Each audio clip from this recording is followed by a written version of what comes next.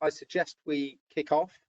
If you can just go back to the first slide. Thanks, Dan. Would you like to just introduce the rules of engagement for today, Dan, and how we're going to operate the call?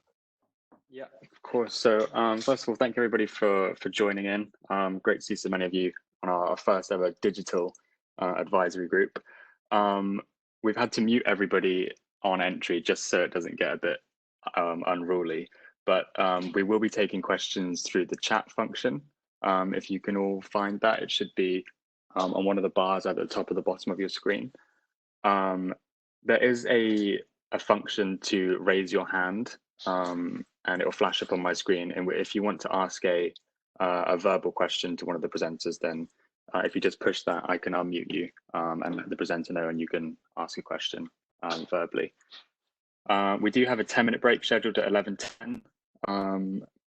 We wouldn't put you through 3 hours of this in one go. And I think that's everything, Jason.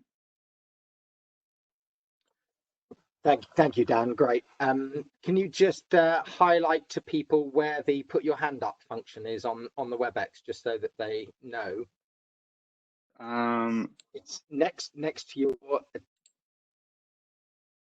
attendee icon, isn't it? Yeah, I can't see it as the host. Okay, fine. If you go into the participant list, you should be able to see it against your name as a participant. So hopefully we can use that. Excellent. Thank you very much for the intro, Dan. Let's move through. Thank you. For those of you who haven't heard me on the phone or in a meeting before and can't recognize my voice, my name's Jason Brogden. I'm the Open Networks Project Director here at ENA. And we always intro the advisory group just with a reminder of our terms of reference and why we're doing the advisory group work. It is an extremely important element of our work to ensure you're all aware of what we're doing, and importantly to take your views into account in our development work. And it does improve the quality of our products. It does give us a perspective that we don't always get from our internal machinations. So from our perspective, it's extremely important to get your input as an advisory group. As Dan said, it's the first time we're doing this digitally. As a consequence, we can't do the same sort of roundtable discussion that we normally do. So hopefully we can make the best use of the chat facility and putting your hand up if you want to come in on commentary, and we can get as much feedback in as possible. It looks like we've got a sort of dozen or so external participants, maybe up to about 15 external participants. So I think we should be able to make good use of that facility and hopefully get a bit of dialogue going, even if it's initiated by the chat function or digitally. So let's continue on through here. We've got a lot of material to cover today, and a lot of very interesting product developments to cover. So you'll see the agenda items in front of you. I'm going to run through a very quick update on where we are with the work plan, with the PID consultation. Then I'm going to hand over to Simon, Wendy and the Beringa team around our methodology for valuing flexibility and A&M versus reinforcement versus flexibility, which I'm sure you're all very interested in. We're then going to go through an update. I won't walk through it item by item, but against the products that we've got in here. So normally, as I said, we would have done it in roundtable, but these are intended to be interactive. So please don't be shy on raising questions through chat or putting your hand up to interact. Thank you, Dan. Can you move on? Excellent. So this is my first intro just around the work plan. You've seen this slide before. This is just the timeline that we followed for the public consultation on the PID and the work plan. We're now in May, and we are collating back the response to your feedback, and we will look to approve that, the steering group, this month and publish that back by the end of the month. So we're on target for the timeline that we've previously presented to you. You can move on, please, Dan. So just to let you know, the respondents that we had back on the consultation, we had 9 responses in all. That's less than we normally get from industry, but I think it's a reflection of just how busy everyone's been. Obviously, we got the responses towards the beginning of the COVID-19, but I think it's just there are a lot of consultations out. What I was pleased about was the range of responses we've got, and when you look at the parties that are represented by the trade associations we've got in, I think we've got a very good spread across there. And Caroline, I see that you're on the call. We're absolutely delighted to get a response from Citizens Advice, and I will be following up and having a chat through that with you over the next week or so. So I think we've got that range of parties, and as a consequence, we've got a very good level of feedback on our priorities and some detail back on the changes that we're going to make to the PID. So if we move on from that down. Thank you. Yep. So there are three main outputs that we're going to deliver off the back of the consultation. The first is a revised version of the PID itself. So we will reissue a version 1.1 or equivalent, maybe 2.0 of the PID, because it's going through a number of iterations. We're going to summarize the findings of the next steps. I'll show you a slide just that summarizes a couple of slides that summarizes the feedback we've had. And then we are going to respond to individual comments. So we're going to make sure we give you that audit trail of you said we did, which is really important for you to all understand how we've taken into account all of your individual comments. And we have looked to address every single one of your individual comments. So we think it's extremely important to be transparent about how we're addressing or taking into account your comments. So if you just move on to the next slide, Dan. Thank you. Just some key messages out of it. Generally, thank you for your support for our overall work plan and our commitment. I think a lot of people recognise the ambitious body of work that we've got in here, and I think particularly given the challenges of the last few weeks, we have been looking at the risk of attention on this. But I think it's quite comforting that we still got our products going through steering group. We're still making really good progress against our development work, despite the focus and priority of the network operators on keeping the lights on, people safe. So the steering group are very happy with the progress of work we're making. We do recognise it's an ambitious body of work, and we just need to be cognizant of that moving forward. We have taken on board some of your comments around the alignment with Ofgem work, and your key priority areas were very well aligned with those which we set out in the PID. So that is good news. And thank you for recognising the improvements and some of the implementations that have been made to date. And we will continue to focus on standardisation, transparency, and progress of implementation. You'll see that coming out in our DSO implementation plan work. So those are just some of the headlines behind it. But if we move to the next slide, we've got sort of a number of sort of key themes against each of the work stream at the next level down. I'm not going to run through each of these items in detail, because that's what our consultation response is for. And today was about giving you a flavour of the responses that we've had back.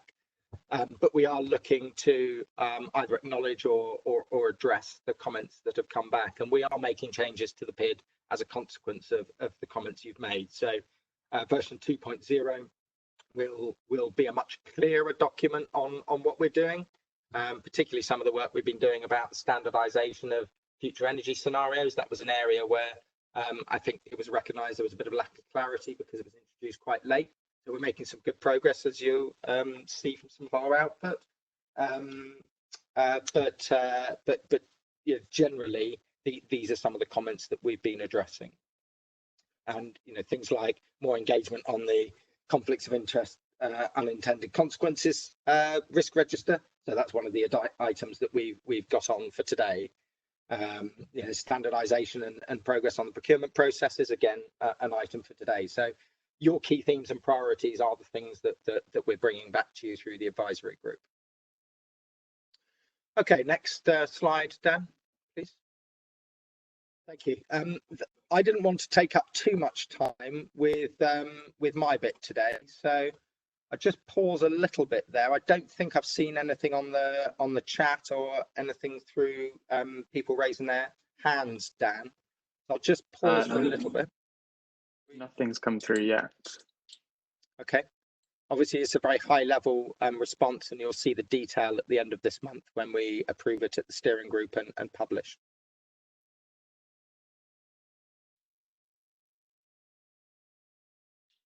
Okay, good. Well, I suggest we move on into the content of the material as soon as possible. I'll stop talking, other than introducing my colleagues as we move through the different products and areas of development. So I will hand over at this point. I think Simon, are you doing the intro and context from this point? Yeah, I'm doing the intro. Thanks, Stu. Great stuff. Thanks, Simon. Okay, good morning, everyone. I am the joint lead with Wendy for Product 1, and I'm getting a lot of feedback. Is everyone else? You're coming through very clearly to us, Simon. So it sounds good to us. Yeah, it sounds good. Okay, it must be just me then. Okay, sorry about that. So Wendy and I are joint leads, and we're joined by Beringa to talk through the methodology that we have created. Dad, do you want to move on, please? So as Jason pointed out, a lot of the work under workstream 1A is all about standardization and creating common processes and common methodologies. And product 1 is the delivery of a common evaluation methodology, and in particular, a tool that the DNOs can use to assess the intervention options to meet the network's needs. Now, I use the word intervention quite wide, because you can consider using flexibility or asset interventions or other types of alternative interventions like energy efficiency. It's designed to try and work out what would be the optimal solution. Okay. Now, this piece of work was flagged by Ofgem and Bays in their letter to the ENA last year, and we kicked this piece of work off in 2020. And the first thing the product team did was send a tender out, and I was very pleased that Beringa were awarded the piece of work.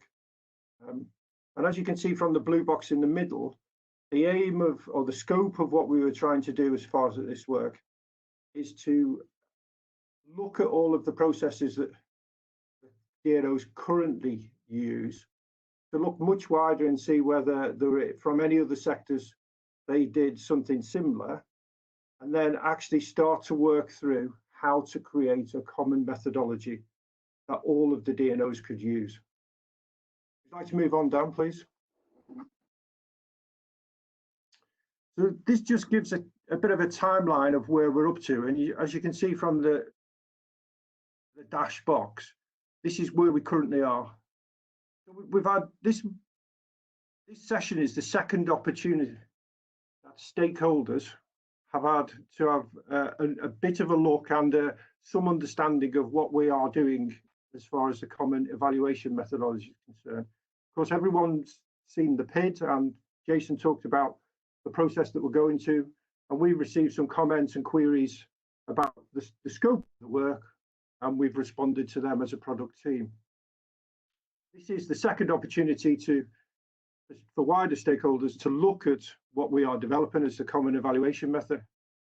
And as the box shows later on, we will go to the consultation in July, and we will have a draft methodology a prototype tool, and we will consult on that as part of the normal July process.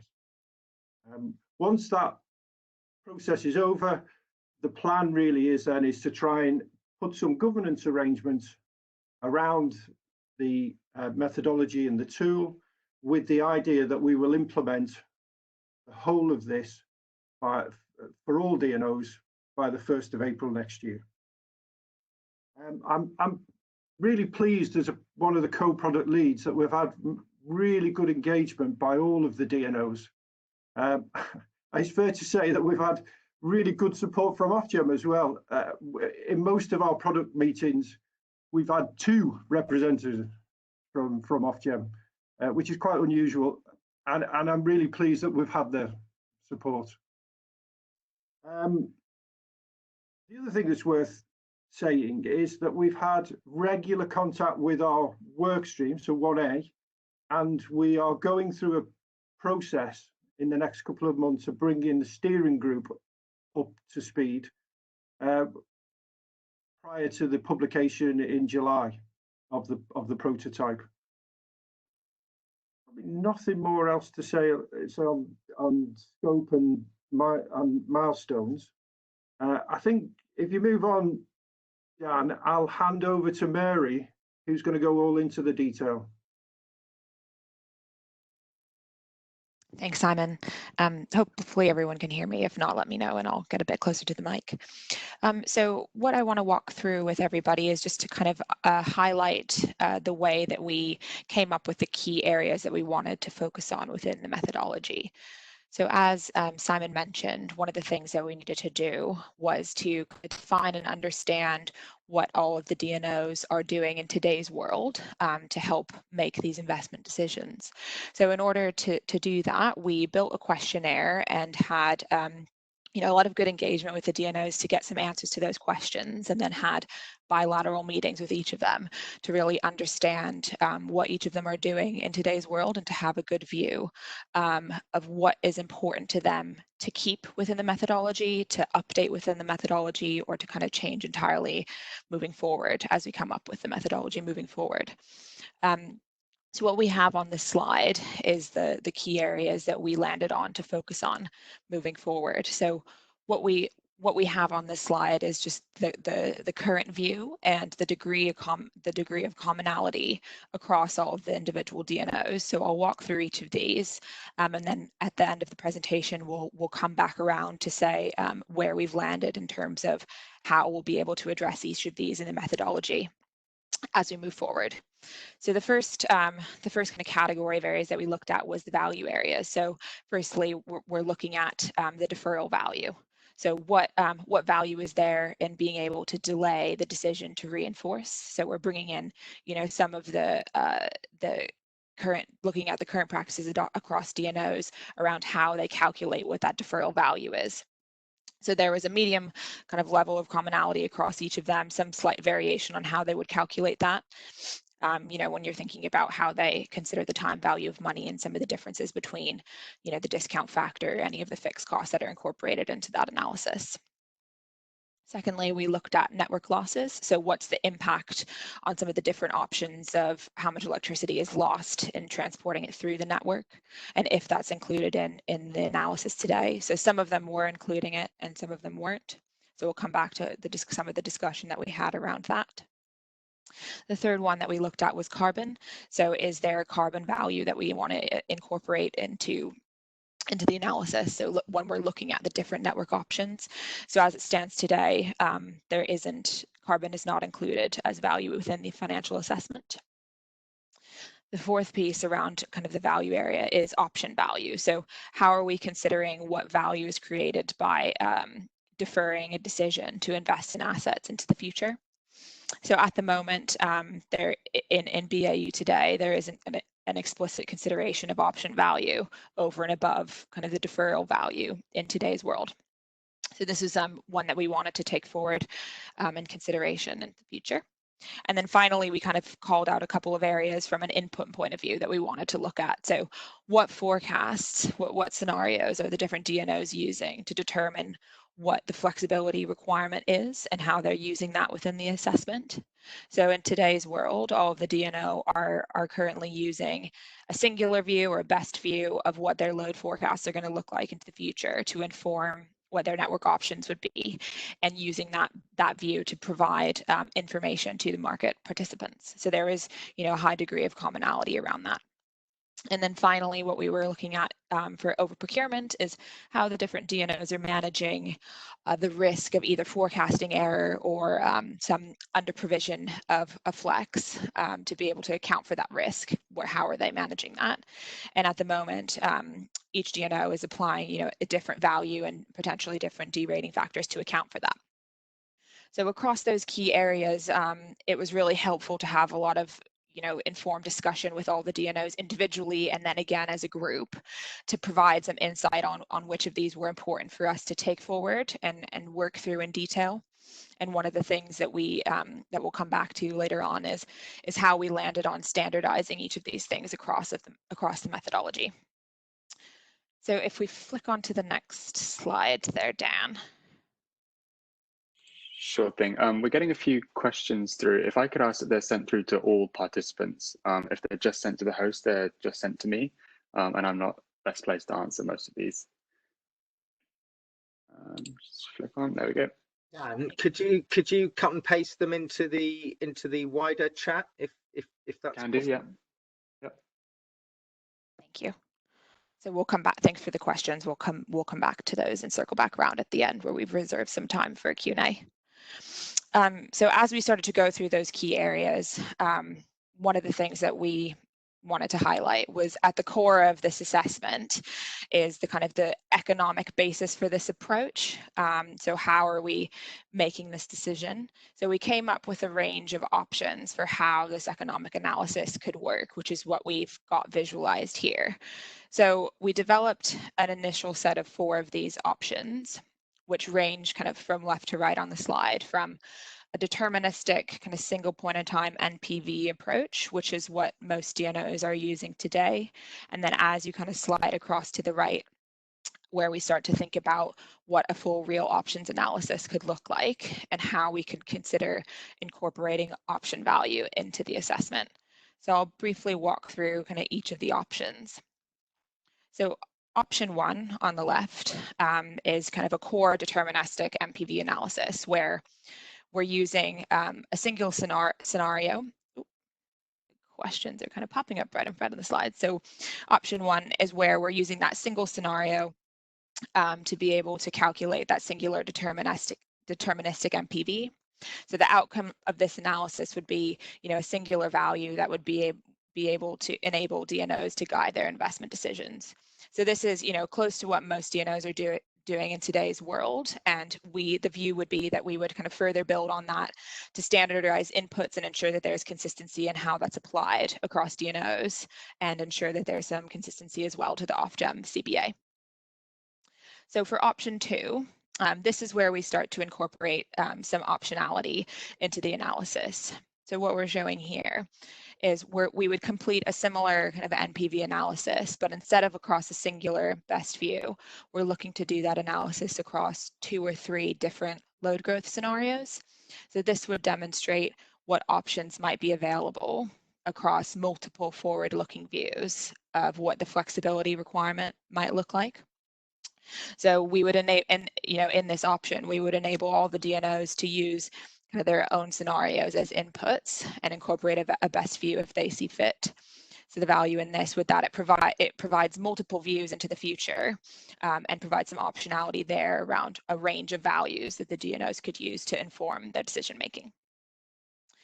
In option 3, this is where we started to incorporate some future value into the assessment. So again, we're looking at a range of forward-looking scenarios. What we start to do here is apply some predictive probabilities to the scenarios to determine what the potential options would be for future load growth and generation growth. So at a point in time where a DNO is making a decision, this would allow them to look at what their options would be across a range of scenarios and probabilities into the future to inform what their investment decision would be today. So in this option, we would apply the DNOs the ability to apply different probabilities to their scenarios, which we would assume would likely vary on an asset by asset level basis. And then finally, option 4, this option is pretty similar to option 3, but what we proposed here would be that we would do some standardization of the scenario inputs as well as the probability inputs across DNOs to enable some consistency in the value. So we walked through each of these options as a group. We did some high-level worked examples to really tease out what the differences between these options are and understand how they would work in practice to really understand the impact that these would have on the value of flexibility. And ultimately, we decided that it would be best to bring option 2 and 3 forward to really do some real world worked examples and to bring these approaches to life to understand how they'd work in practice. So with that, I'll kind of hand over to Mark. And if we flick onto the next slide, he's going to walk us through an assessment of these options and the trade-offs between them. Thanks, Mary, and morning, everyone.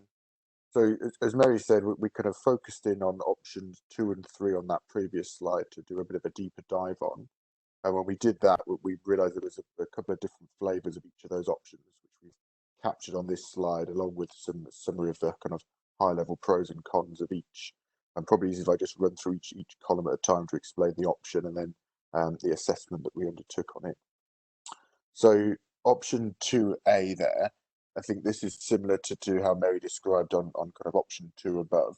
Effectively, what we're doing here is we're calculating a deferral value of the reinforcement scheme. That might be 1-4 years deferral value. And we're comparing it to the cost of procuring flexibility under a range of different load forecasting scenarios. And I guess the reason that cost will vary under those scenarios, because if we've got a slightly lower load growth scenario, you might need to utilize your flexibility less, and therefore it's costing you less as a DNO. If you're in a higher scenario, you might utilize it more, and therefore it's costing you more. So effectively, you're comparing the varying costs across your load forecasting scenarios to your deferral value of the asset. And in option 2A, we're simply just providing that information effectively. So DNOs will have a range of information available to them about what the cost of flexibility will be under their range of load forecasting scenarios, and they can put that similar information about potential utilization under those scenarios out to stakeholders as part of any tender process. And then when they're coming to assess whether they're going to opt for flexibility, they can understand what the range of different outcomes are. So, for instance, if we think under a low scenario, if we're in a tender, it might be a kind of ceiling price for flex of £20 per megawatt hour. Under a medium, 15, and under a high, kind of 10. They can then use the kind of bids they get in from parties to assess, well, where does it fall within that range, and how we want to assess that. So I guess the pros of this is that it is bringing in some of the work that's been done around the DFES scenarios that DNO is developing. And it's providing more information out into the marketplace, and it's allowing each DNOs to assess the kind of the risk that they have across the different scenarios. On the con side, it might not fully value the kind of optionality side of things, which we'll come on to in a minute, and it doesn't necessarily drive a standard deterministic approach in that it allows each DNO to understand how they're going to use the range of values under those scenarios to come to a that they're willing to accept for flexibility. So that's option 2A. 2B is where we have exactly the same information, but here, as Mary described, we're actually starting to apply some probabilities of the load scenarios. So if I take my previous example where we've got 3 different prices for flexibility, 10, 15 and £20 per megawatt hour, here we might say, well, we're going to weight all of those scenarios equally, and therefore £15 per megawatt hour is the price that we're going to accept from the market. So it's driving a more deterministic approach, but it does require some probabilities to be allocated to each of your load growth scenarios. And that might be fine if there's equal weighting, but if not, then it starts to ask questions about, well, what's the evidence behind those scenarios? How do we generate that? And it does mean that those probabilities may not be standard across DNOs, so it may not drive such a transparent approach. That's option 2B. Option 3 is more about, as Mary said, the kind of future value. So what this is doing is not just looking at the decision within, let's say, a 4-year time period, which is a typical kind of deferral value. It's trying to understand what the value might be in kind of 5, 6, 7 or so years.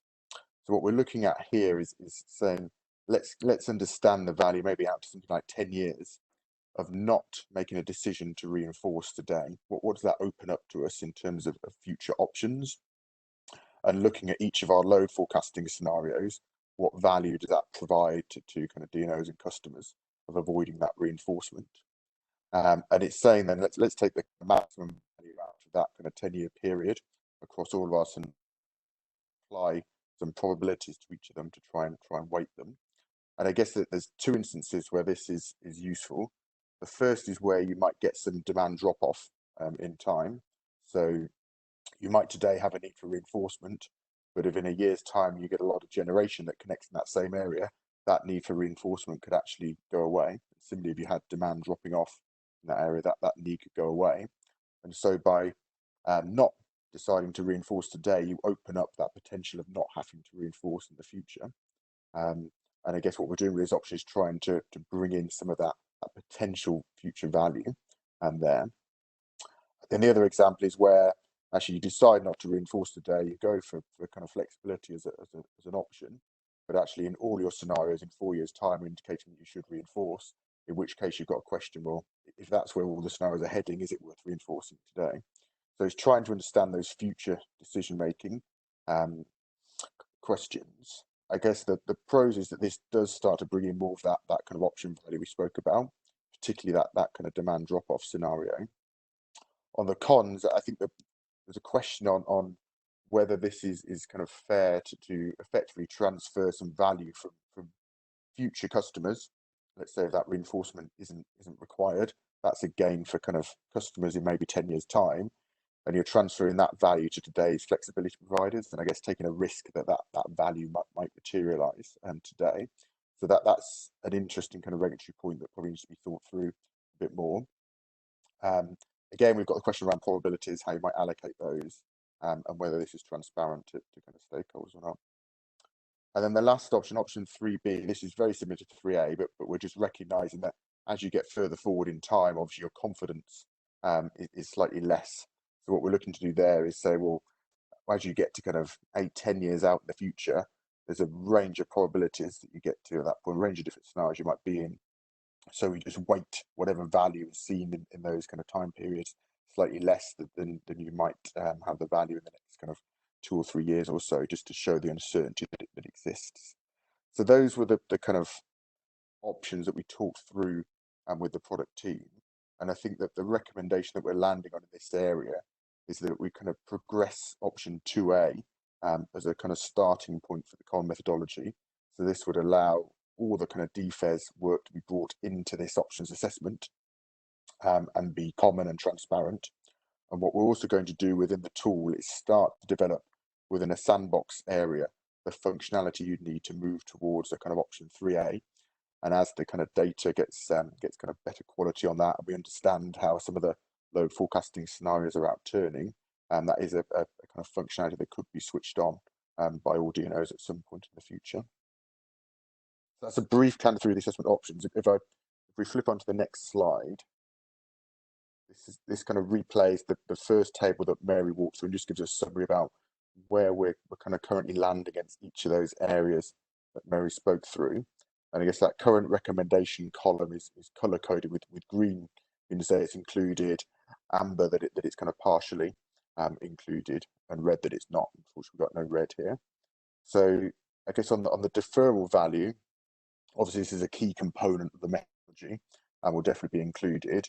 What we're doing is just making sure that it's a very standardized calculation. So we're making sure that the social discount rate is used and everyone is using that. We're making the time horizon common, and we're making sure that this part is consistent with how Ofgem treat these things within their CBA template. That's fairly straightforward. Network losses, we're also looking to include, as Mary said, some DNOs are and some DNOs aren't at the moment. So this is now going to be brought into assessment for all DNOs to use. What we're currently working through is how we might apply this at lower voltage levels. I think it's fairly easy to do at EHV. There's probably a bit more thinking about how you get the inputs around this at the kind of lower voltage levels to include in the assessment. Carbon value, again, we're looking to include this within the methodology. I guess similarly to losses, that there's a kind of question here about how DNOs are going to be incentivized on these areas in the next price control, ED2. So what we're looking to do is include the kind of values within the methodology tool, and as there's further clarity about how those incentives might work and the value to these areas to DNOs, that then those can be switched on and included in the assessment to make sure it's completely representative about how DNOs are being incentivized and monetized around these areas. An option value, that's kind of really the key of the next slide, previous slide we spoke about. So that we are looking to include the functionality to move to a greater assessment of option value within this kind of sandbox feature of the tool that can be switched on at a later date once there's been a bit more work put into that. So that will have the option to include that. On model inputs, so forecasting scenarios, so we're looking to a range of scenarios in the model as we talked through in those examples previously. And I said that will align well with the kind of scenario work that DNO is progressing. And on over procurement, we're looking to make sure this is very clear distinction between how DNOs manage the risk of kind of forecasting error and actually how they treat the kind of risk of under provision of flexibility. So we're going to have two very clear, transparent inputs that each DNO can include on those, and that will be kind of open to stakeholders to look at and how different DNOs are treating those areas as well. So I guess the focus, because we're mindful this is being looked to be rolled out for the 1st of April next year, the focus is very much on developing a kind of consistent approach and a baseline that can then evolve over time, and particularly within the next price control. So we want to slip to the next slide, which I think is where we come back to questions. I'm conscious that was a very quick canter through what is quite a detailed kind of methodology. So yeah, happy to answer any questions we have at all.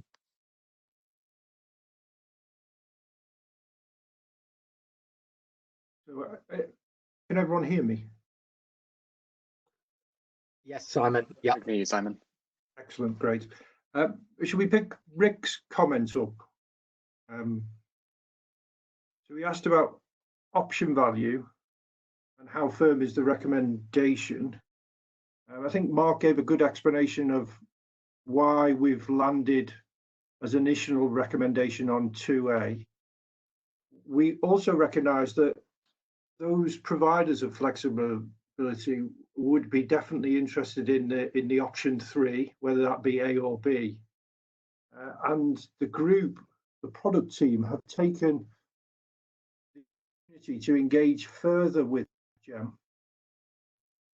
about this particular issue of bringing value from the future into the present, because in previous price controls that's been a significant point of difficulty.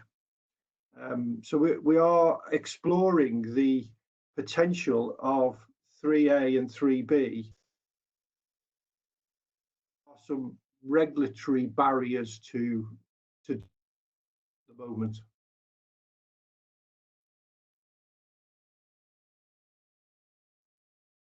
That covers off Rick's question.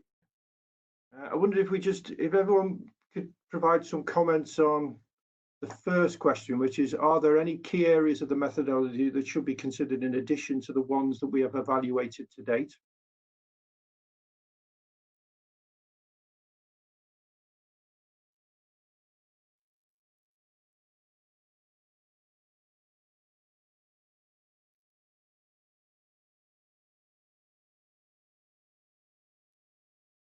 Simon, we had a comment from Jonna that's just come in on the color coding on slide 16.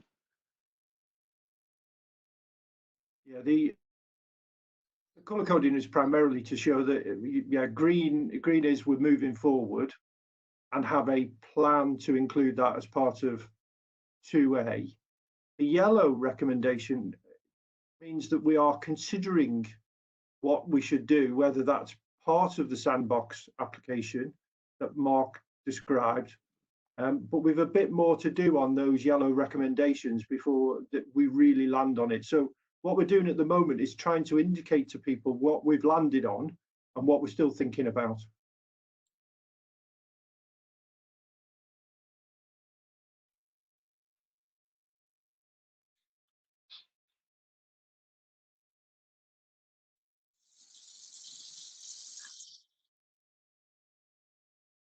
We've had a comment from Rick.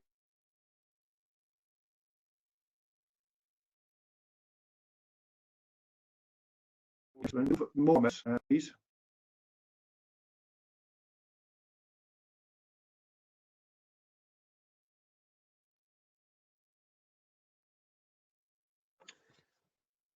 Simon, is it?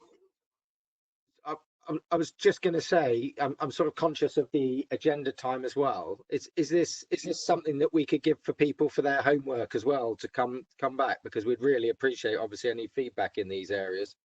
Yeah, that's probably sensible. We'd asked Dan that these questions were sent out to everyone at the end.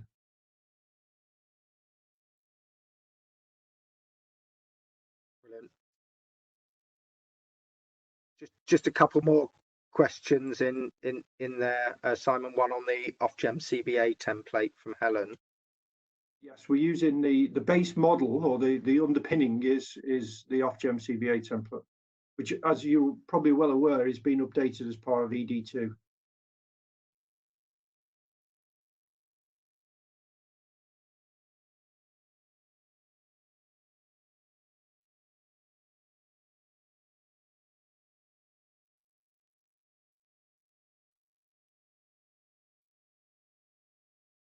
Okay, well, please send in your comments. Happy to have more discussions. I think it's really important, given this hugely important piece of work, that actually everyone understands what it is that we are developing, and we'd like as many comments as possible, particularly on the methodology. And you will get another chance in the July consultation to see the methodology and the tool.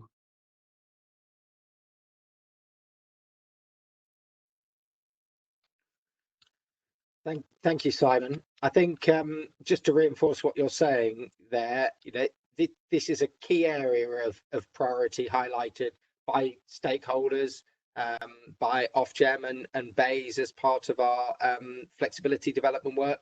So this is fundamental and underpins so much of what we're looking at around flexibility markets, procurement, reinforcement, etc. We really would welcome any input at this stage on what you've heard today. As Simon said, we'll follow up specifically from here, but we deliberately put this one top on the agenda today, whilst everyone was hopefully fresh at the beginning of the day at their desks, because it's of paramount importance from our perspective. We've done some great work on this. As Simon says, this isn't the end of the stakeholder engagement. This will be coming out for formal consultation alongside a snapshot of all of our flexibility work at the end of July. But again, just would really encourage anybody to engage and to provide input on this. Thank you very much, Mary, Mark, and Simon, and also Wendy. I know you were on there as panelists ready to come in. Thank you for coming in on that. Thanks everyone. Okay, so I also see that Andrew is on the participant list. So I'm hoping that I can now hand over to Andrew as a panelist for the next agenda item.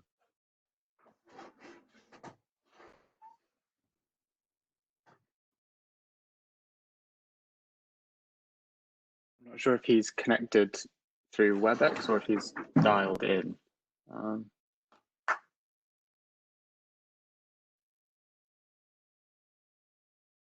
Andrew, we can see you on the panelist list, but we can't hear you at the moment.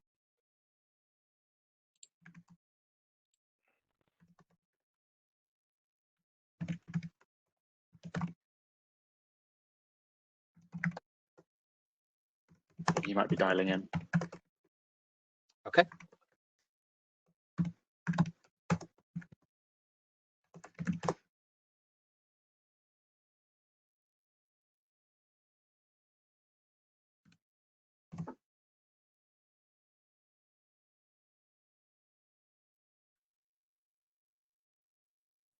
We'll just give Andrew a couple of minutes before. Looks like he's. Okay.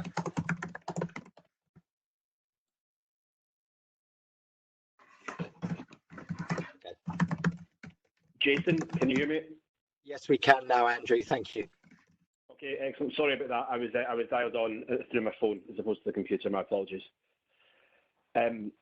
Okay, so what I plan to do is just quickly take you through the slides that Dan has up on the screen, and then I have a moment's pause at the end for some targeted questions. But by all means, please fire questions through the Q&A as we go through, and I'll do my best to capture all the answers at the end. So Dan, if we could just move forward to the first slide, please. Thank you. Just a bit of background to this product to those that are not familiar with it. So this is I'll capture this in the next slide. Basically, this is P2, so the procurement processes that underpin the flexibility across DNOs. There's two main areas of focus this morning that I'd really value feedback from the advisory group that we can build into the remaining deliverables for the product this year.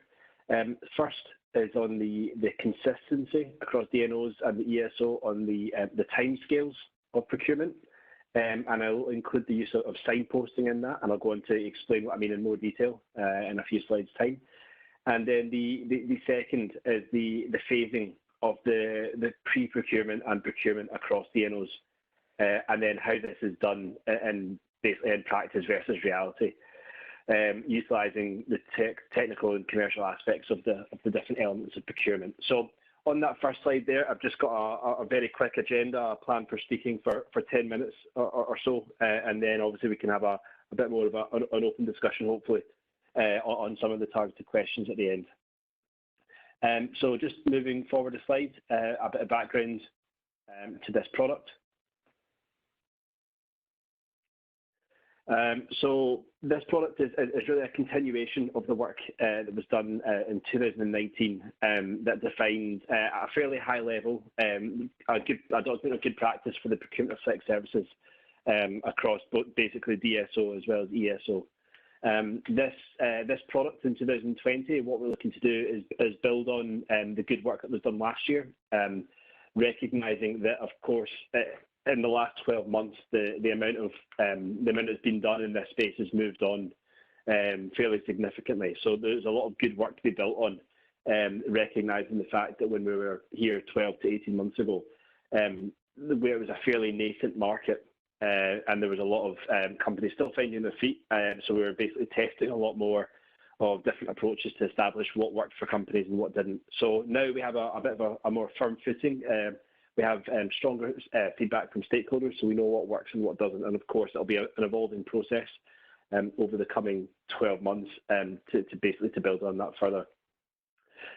So the deliverables so far to date, which the first one really is the slide line report of the existing processes and analysis of where the differences lie between different DNOs of how the procurement process entails currently. Now that can be found in the ENA website. What we're looking to carry out in the short term, so we've earmarked June for delivery for this, is how we're going about in our common decision-making criteria for assessing tenders. And a lot of the work that obviously I'll be looking to value your feedback on today will be built into that as well. And obviously agree implementation timescales as well. And then finally, hoping for the back end of this year really is a report outlining basically the whole comprehensive the good practice for DNOs, and that includes the alignment of the end-to-end process across DNOs and the ESO as well. And then any divergence from this common methodology will of course be justified, and it'll be for good reason if there is any at all. So just moving forward a couple of slides, Dan. On the two key engagement focus areas. So the first is the procurement timeline. So this basically explores the different milestones within the procurement cycle itself, and how this can be and hopefully will be converged across DNOs, pending obviously the relevant feedback from yourselves. And as well, I'd be really looking to value feedback on the importance and the significance of signposting network requirements as well. And the second point of focus I'd like to get from this morning is to do with the pre-procurement, the procurement phasing. So this is very much looking at how DNOs are exploring the commercial and the technical aspects of the procurement phasing. So at the moment, there's two fairly distinct processes across the 6 DNOs. So basically, we're looking to gauge value from yourselves on each of the different approaches, as well as potentially look at iterations of each of these that could add further value. So taking the first point first, naturally, at the next slide there. Thanks. So the proposed procurement timeline. So what I've got on the screen here is a timeline from a very high level point of view that identifies each of the key stages which we believe as a product team that are critical across the procurement cycle, and this is fairly consistent across all the network operators. So just reading left to right on that. So the signposted requirements. So what we mean by this is well in advance of the tender point. So we earmarked around 18 months for this. We've said that this is likely to be basically the first or the second pass analysis of network constraints. So the idea of this is it's much more focused on giving stakeholders time as opposed to accuracy of certainty of the network constraint appearing.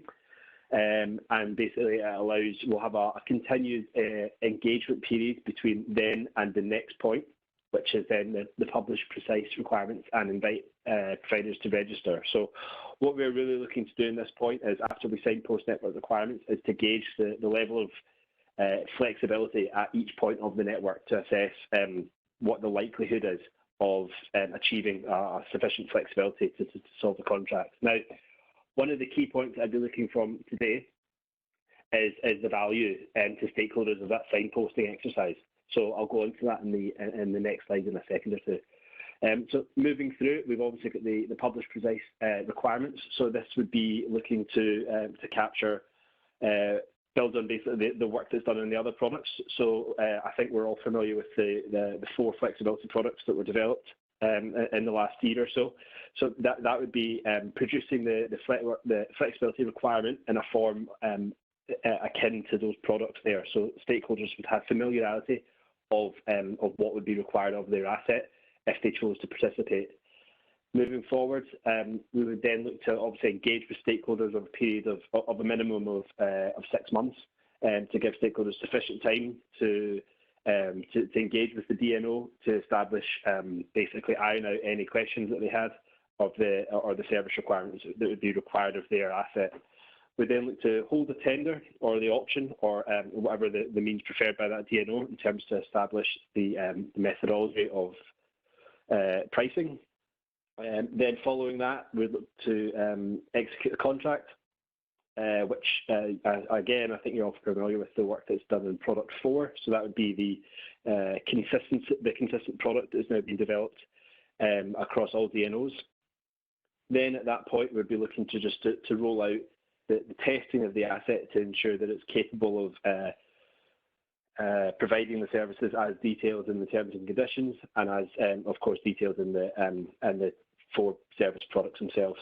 And then basically on that day 0, that's when they'd be in a position to utilise the flexibility. And then of course, which is just as important as the pre-utilisation, the publication of the results of the procurement, as well as the ongoing results of dispatch and things like that. So I think one of the key things for us is transparency of information, and that's relevant throughout the whole timeline, right through from the signposting requirements through to the very end of after utilisation and the publishing results of the procurement round. So that's, as a product team, that's where our head is at, if you like. That's our minded to position of where we want to get to. And most DNOs are not a million miles away from this, but just I wanted to get some specific feedback really from yourselves on a couple of these points. So just moving on one slide, Dan, please. Thank you. So I guess I've got some targeted questions there, if you like, and again, some pros and cons of what we recognise within each of the approaches. So I'll just I suggest what I do here from obtaining feedback is I'll just quickly run through the questions here and either note down any prevalent points or drop them in the Q&A, and then we can tackle them at the end as opposed to halfway through. So basically, the first question really is what's the value of all network operators following identical procurement timeline every 6 months, as opposed to having a phased procurement approach throughout the year. Now, what we mean by this is obviously 6 DNOs and 1 ESO. There's a number of different ways that we could approach the procurement phasing. So it could be what we're proposing here is every 6 months. So let's just say, for example, the end of January, end of June, all network companies go out to procure services. All engagement is done during these periods, but all DNOs go out in either the same time period. So stakeholders and flexibility providers have a date in the diary that they will not miss, and no matter whereabouts their asset is located, they know that it'll be a consistent format and consistent timeline across no matter where the location is. As opposed to each DNO taking the cyclical approach that we saw in the previous slide, but not having a consistent marker throughout the year. So, for example, 6 DNOs might take it every month. There'll be a procurement cycle. So, for example, if Northern Power Grid January, SSEN February, SPEN March, things like that. So that's the second approach, which is probably less favoured due to the obvious reason that it doesn't strike the level of consistency that we're really going for. And from a stakeholder point of view, so far, what we've heard is that they really see value in having a single point in the year of when they know basically that is the date for procurement flexibility. And of course, this includes the ESO as well, where possible. So there's certain pros and cons of each of these approaches, which I've briefly outlined there, which feel free to agree or disagree on. And then the second point really that I'm hoping to capture is what the value stakeholders see of the signposting. So particularly when they might not materialise to an actual flexibility requirement, and what value does this bring? So what I mean by this is a lot of the analysis that network engineers carry out, it may be that the first pass analysis indicates, and this is obviously linked in with the work that DFES is doing as well, a lot of the analysis may indicate that some form of requirement may materialise or may not. However, a huge amount of analysis will need to be carried out at the next phase. But obviously the issue with that is the timelines as well. So what we're really looking to gauge from stakeholders is the value of signposting if that network requirement doesn't actually exist, because we've got the balance of providing something in good time versus the absolute certainty that the requirement is going to exist. So we'd be very much interested to hear stakeholders' views on basically striking that correct balance between publishing in good time, whether that's up to 12 to 18 months in advance of going to market tender, or leaving it later than that with an absolute certainty that the flex requirement will be necessary. So moving on then to the next slide, Dan, please. So the second point of focus I'm looking to capture is the procurement process between the pre-procurement and the procurement phase. So as I mentioned at the top there's 2 fairly distinct processes that are currently undergone by different DNOs. The first approach is 2 fairly distinct phases with splitting out pre-procurement and procurement stages. The pre-procurement focuses on pass-fail, and that's on the background of the company, so any legal and financial checks, as well as a technical assessment of the asset itself. If the provider and the asset passes these parameters, they then go into the procurement stage where bids are assessed solely on a financial basis. The second approach that's taken by DNOs at the moment is to merge the two processes, so the pre-procurement and the procurement phase. in which providers and assets are awarded a flexibility service contract based on a criteria mix of technical and financial aspects. So just going through slides, the next two slides really. Approach one, you can sit and see a bit of a diagram here of how it works. So again, just kind of expanding on what I've just said. So you'd have all registered assets through the portal. It would then be produced through from a technical point of view and a due diligence of the service provider. This would then enter into a pre-qualified asset pool, which were then all judged to be technically capable and the provider themselves to be suitable to provide the service. It would then go into whether it's a tender or an auction, and that would be based solely on the financial weighting. And then, of course, the outcome of that would be awarded a contract. Second approach, just moving on a slide, Dan, please, would be all assets are entered into a portal. There's then just one single procurement phasing, and that's done in a financial, technical, and company-specific information, which at the moment varies across companies. And then the contract is awarded based on basically this different procurement weightings, which, of course, as we know, isn't the optimum way of doing things, as there's a discrepancy across DNOs at the moment. So the specific questions I'd be looking to get value from yourselves would be, in terms of these two fairly distinct approaches, is there a particular leaning of one way or the other, or similar to my previous question, is there a potential third approach that we can do, that we could capture value from both of these?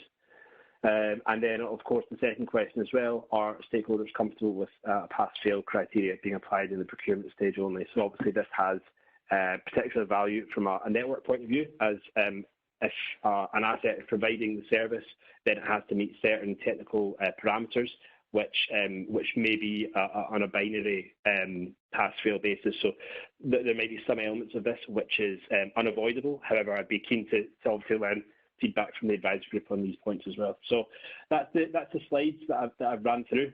And obviously, as I said, there's some kind of key pointed questions there which I would be keen to get some feedback on. So Dan, can I hand over to yourself or to Jason to manage that?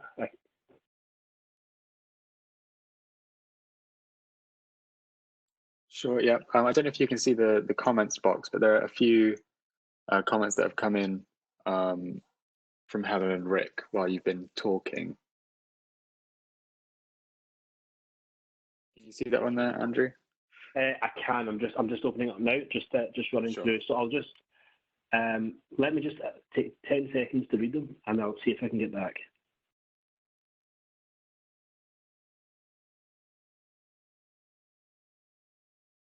Okay, great. I'll just start from the top as they appear on my screen, and then I'll run through them. And then, by all means, if I don't answer the question, please come back and tell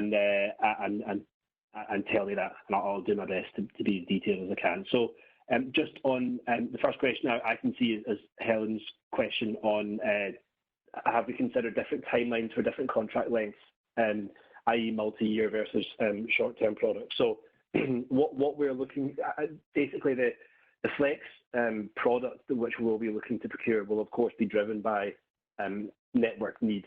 Now, for a reinforcement deferral point of view versus a reinforcement replacement of reinforcement will be very, very different in terms of the commercial structures that sit behind them. But they'll also be very different in terms of how long we'll go out to procure, the length of the contract itself.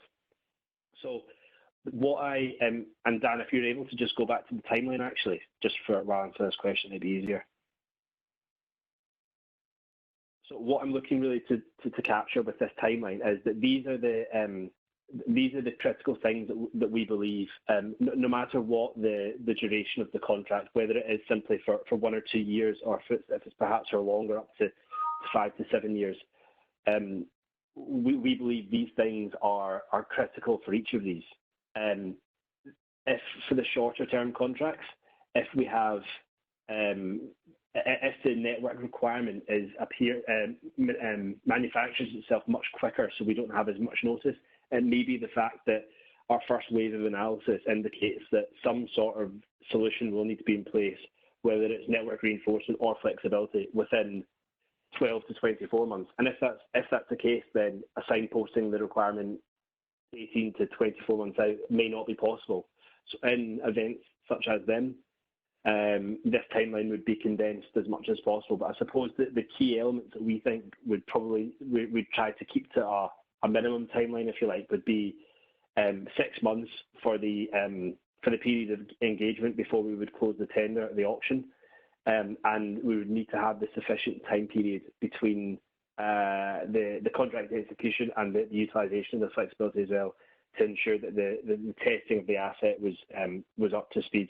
And of course, as we as DNOs and as the other side of the market, as the flex providers, as we grow and mature as the market, this should be able to get quicker as well. So a lot of this ties in with the work that I believe Product 3 are doing with the driving further consistency across the flexibility products. So it may be the case that if an asset or if it has been cleared from an ESO point of view, then that testing for the DNO service may be able to be streamlined. Of course, this is some point in the future, but there are definitely opportunities to condense this timeline where it is possible. So I'm just looking through Rick. Next question: signposting is helpful, but precise requirement 2 years out, not one, would be really helpful. Recognise that's hard, but any scope for extending the timeline further, e.g. signpost 2.5 to 3 years ahead, published by. Yeah, so I completely agree with this. I don't know if this is a question or a comment, but I think the most advanced we can give certain requirements is beneficial to both sides. It's beneficial to the DNO, because the earlier that we can go out and procure the flexibility that we know we'll need, it gives us more certainty of what will be appearing in the market. And of course, from the other side of the market, from the sale side of the market, it obviously gives, whether it's build time to get the asset up and running, or if it's just a guaranteed revenue for a prolonged period of time. We recognise that really is from both sides. The value is to get it as far as possible. I guess the difficulty is that from a purely risk point of view, we wouldn't looking to enter ourselves into particular long-term contracts if we have a kind of low to medium certainty that the network need would actually materialise, as it would be inefficient use of spend. So we're trying to strike it's a really difficult balance to strike, but we're trying to strike it, that we would be completely transparent and visible with the data of our network, and obviously that links in a lot with the work that DFES is doing as well, and balance that off with the translation of the network requirements into the 4 flexibility products that were produced and confirmed last year. So again, we would look to layer it as well. So if we had a certain need, it may be that we would look to procure a small amount or a small percentage of that far out, similar to how the ESO might procure in the wholesale market. And then as we get closer and closer to delivery, as the certainty would increase of the network requirement, that's when we could then build upon and basically go up to our 100% requirement. So we're looking to extend it as much as possible. However, of course, it's a difficult balance to strike. So I guess what I'd be, some feedback from yourselves, what would be useful is what's the time period really? You've said the precise requirement 2 years out here, and not one would be really helpful. I get that. I think that's certainly something that we can strive towards, and we can build into existing processes to try and get that. I think I'd be interested to know is would one year not work at all, or not be feasible in terms of that 12-month period? Obviously, it'd be completely dependent on the type of flexibility product as well as the type of asset itself. If it was a new build asset, or if it was something that was already established with a connection agreement. So I know there's a lot of different parameters, but I'd be interested to see what would be the absolute cutoff of when would be the kind of final point, if you like, that would be looked to that you'd need the firm requirement by.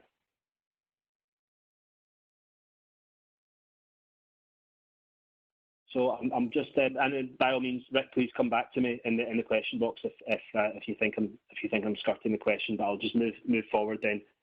I've got the next one is from Helen. Sorry, Andrew, I'm just conscious of time. We're about just coming up to quarter of an hour over on this now. So I think we're going to have to wrap this up and ask this as a set of homework questions and take the comments that we've got from the chat up to now. Rick has already said he'll go back to ask members and get back to you on your points, so that's great. And there's another question in from Rick. So I think what we'll do is we will capture the questions that have been raised to date. We'll email them round to everybody for transparency. We'll come up with some answers at an appropriate time out of the product team, and we'll have to ask these questions as homework questions, I think, in order to keep to time.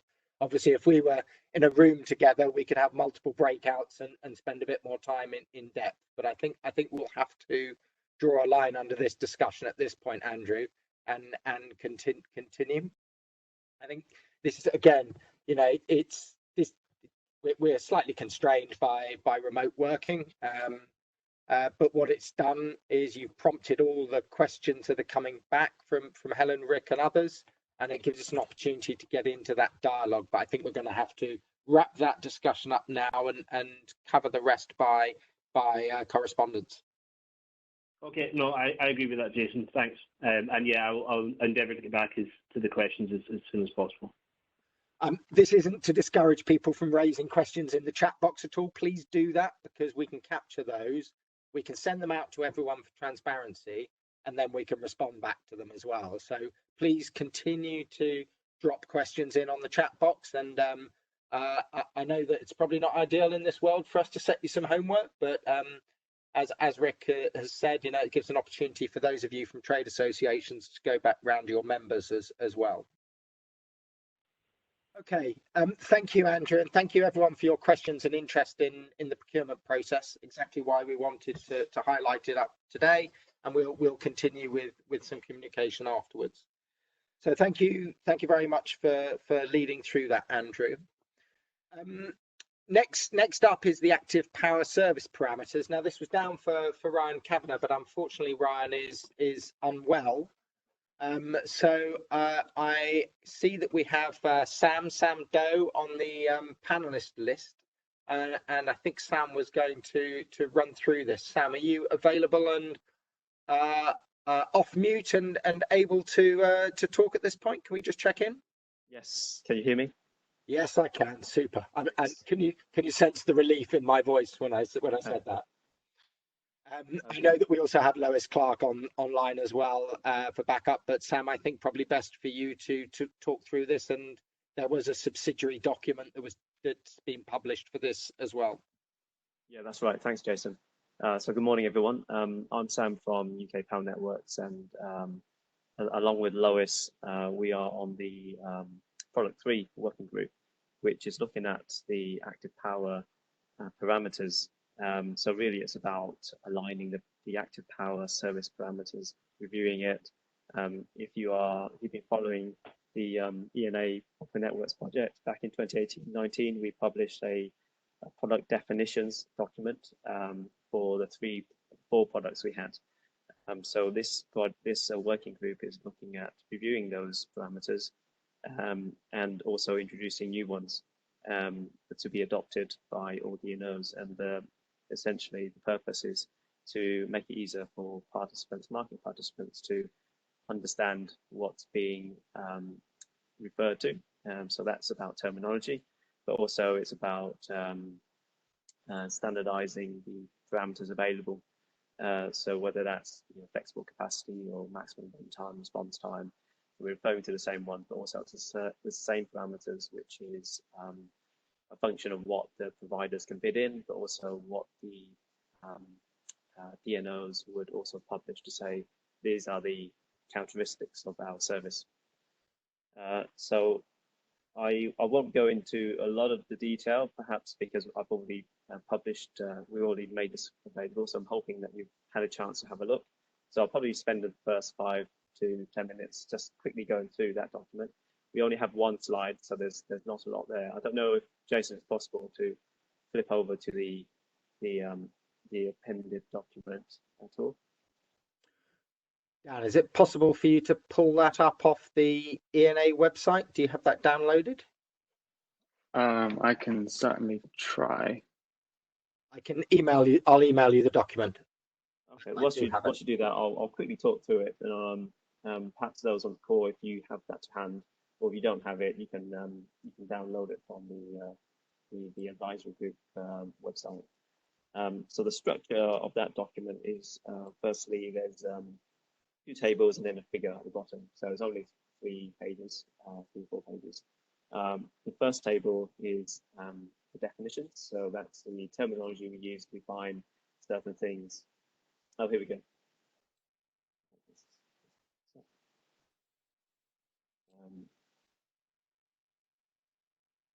So we tried to pull out the key terms such as PER, reference to the individual facilities or assets, flexibility service, flexible capacity, amongst others in the first table. And if you go to the second table and you scroll down to the next page, that is the parameters of the service. And we've broken the parameters of the service into, firstly, D&O defined categories, and secondly, flexibility providers defined parameters. So, for example, if the D&O would say that the minimum capacity that a PER needs to be in order to participate is 1 megawatt, for example, then that's a parameter. And the flexibility provider would actually bid in, they could bid in 1.2 megawatts, and then that's their parameter that they've defined. So in that case, the flexible capacity is 1.2 megawatts, and the minimum flexible capacity is 1 megawatt. And so that's the distinction. And the first table has some of these. So I'll quickly run through some of these terms. Bear in mind that this is a work in progress, and there's a few things and some typos and things we need to clean up. So also keen to get your feedback so that we can make the relevant adjustments to the document. So the first 2 is in reference to the flexible capacity. So it's not nameplate capacity, it's the amount of energy or the power that can be adjusted from the baseline. So that's what flexible capacity is referring to here. And we've also broken it down by aggregated and non-aggregated flexible capacity with relevant descriptions. The third one is the utilization ratio capability. So that's, for example, if we dispatch 1 megawatts, that 1 megawatt can be sustained for either 30 minutes or 1 hour. So there's a minimum that the DNOs have specified, and I believe that's currently 30 minutes. Whether the DER can actually sustain for 3 hours, for example, that's a flexibility provider defined parameter. But the minimum is a defined parameter in the same way as capacity is. And then the fourth one is the minimum utilization. That's one that says that we'll dispatch you for this amount of time every time we do dispatch you. The fifth one there is the ramping period, otherwise known as the response time. So from instruction, how long does it take you from receiving that instruction to reaching full output? And then there's some other ones around the availability period, which is sort of the window, the service period window. And then there's a utilization instruction notification period, which is how far in advance we'll give you notice that we're going to dispatch you. And I'll probably jump now to the next page on table 3. Which has the DNO defined parameters, sorry, the flexibility provider defined parameters. As mentioned, flexible capacity is there, recovery time, number of utilization instructions, setting a limit to how often the DNOs can utilize the service. There's also some other ones around maximum daily utilization and maximum weekly utilization, again, serving a similar purpose. And the availability window, even though the DNOs defines the service period, saying we want to procure between 4 and 7 between December and February, for example, that will be the service period, but the flexibility provider will bid in perhaps for a portion of that window or for the whole thing, depending on how the service bidding is set up. So the actual availability window is a flexibility provider defined parameter in that sense. Now moving to figure 1, and then on the next page is really a diagrammatic illustration of some of these parameters. It doesn't include all of them. And perhaps this is probably the best one to just briefly explain. So this is an example of a generator or a battery storage device. And you can see we have a key with color coding. So the orange is there is utilization parameters. And these are sort of parameters which the DNO defines.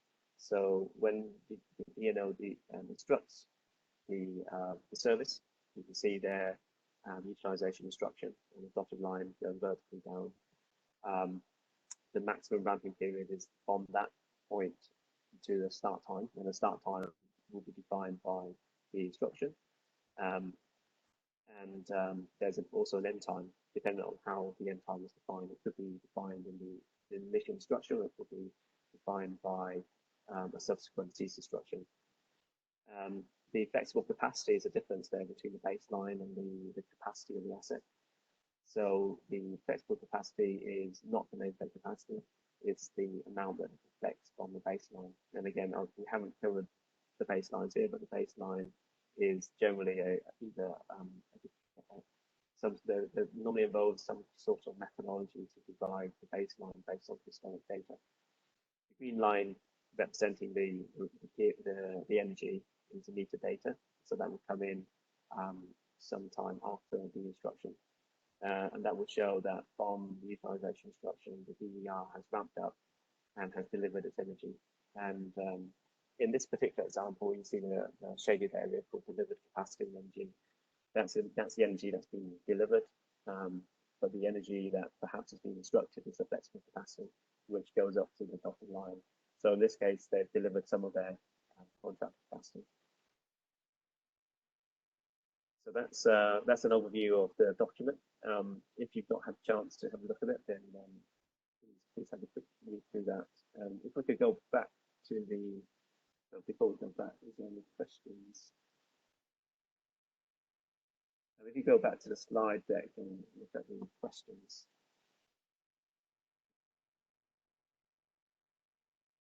So really what we wanted to get, we want to get initial view on these parameters.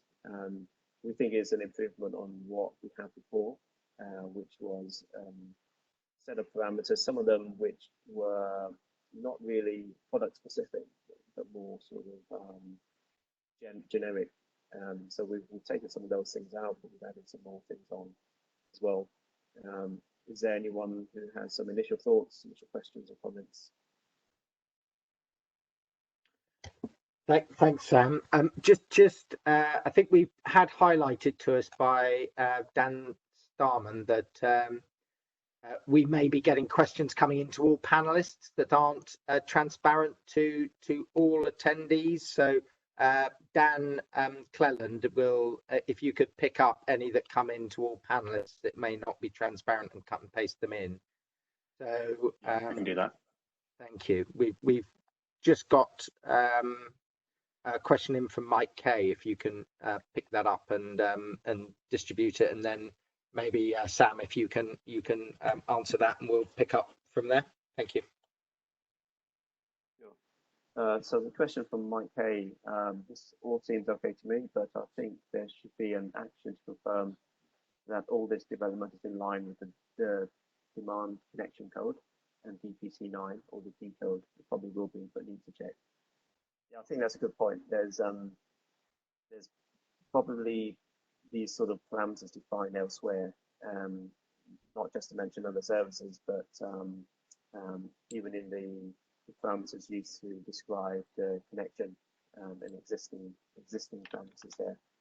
So that's certainly something we can take away and have a look at. Make sure we use similar terminology. Another question from Rick. Baselining would be a key element to consider.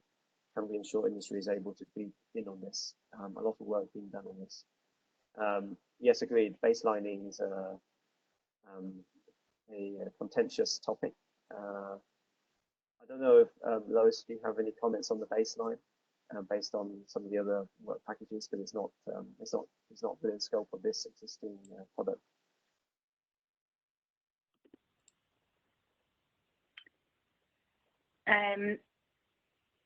Yeah, so I think the baselining work was aiming to be resolved in the latter part of this year and further alignment on that. So there's a separate product, I think it's product 6 or 7, that will be kicking off in December this year. So at the moment, the idea is that we'll be undertaking some analysis work and kind of learning to date on products that we have been dispatching and settling, and how the baselining has worked, and so we can adopt a consistent approach. So that will be fed into next year's work, but will also be reflected within these products where possible once that's done. Yeah, just to pick up on that, we will put some starting point questions into our July consultation on flexibility around baselining as well. So as Lois said, it is planned for later this year development work on this, but we'll ask some early questions as part of the July consultation to hopefully give you an opportunity to provide us with some early input. And just in addition to Mike's question on it being in line with the D code, so where possible everything is, and it's also aligned with the glossary that was produced as part of Workstream 2 Product 3 in 2018, and also all the terms defined in the Common Flexibility Agreement. And the idea is once these parameters are further defined, then they will be added into both the glossary and the Common Agreement so that we ensure consistency across all publications.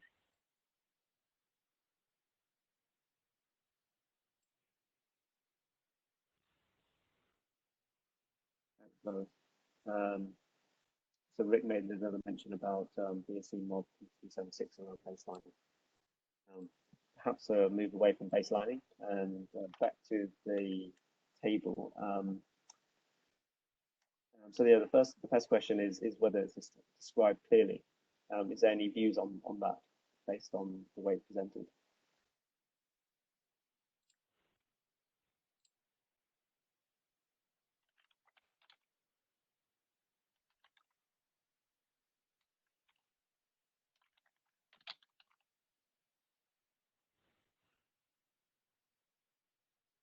Okay, no comments on that one. I think the second question is pretty similar to that one, around whether the terms are defined clearly as well. The third question is, would it be beneficial to flexibility service providers if DNOs have aligned parameter definitions and operate flexibility products in the same way?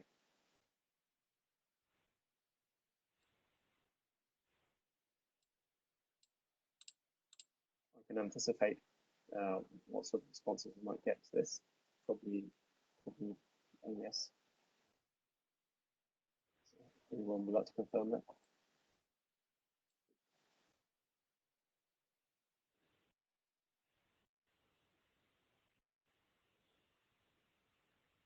And the final question is if there's any other definitions or parameters you think the product group needs to consider. If you don't have a view on these questions right now, and if you have some views on it later on, if you can send it through to us, that would be much appreciated. We really would like some feedback on this so that we can make the improvements.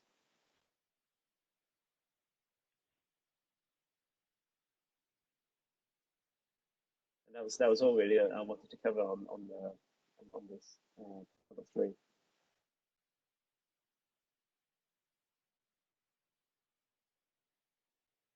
Excellent, thank you, Sam. Again, we will email out these questions again to make sure that everyone has the opportunity to respond. Okay.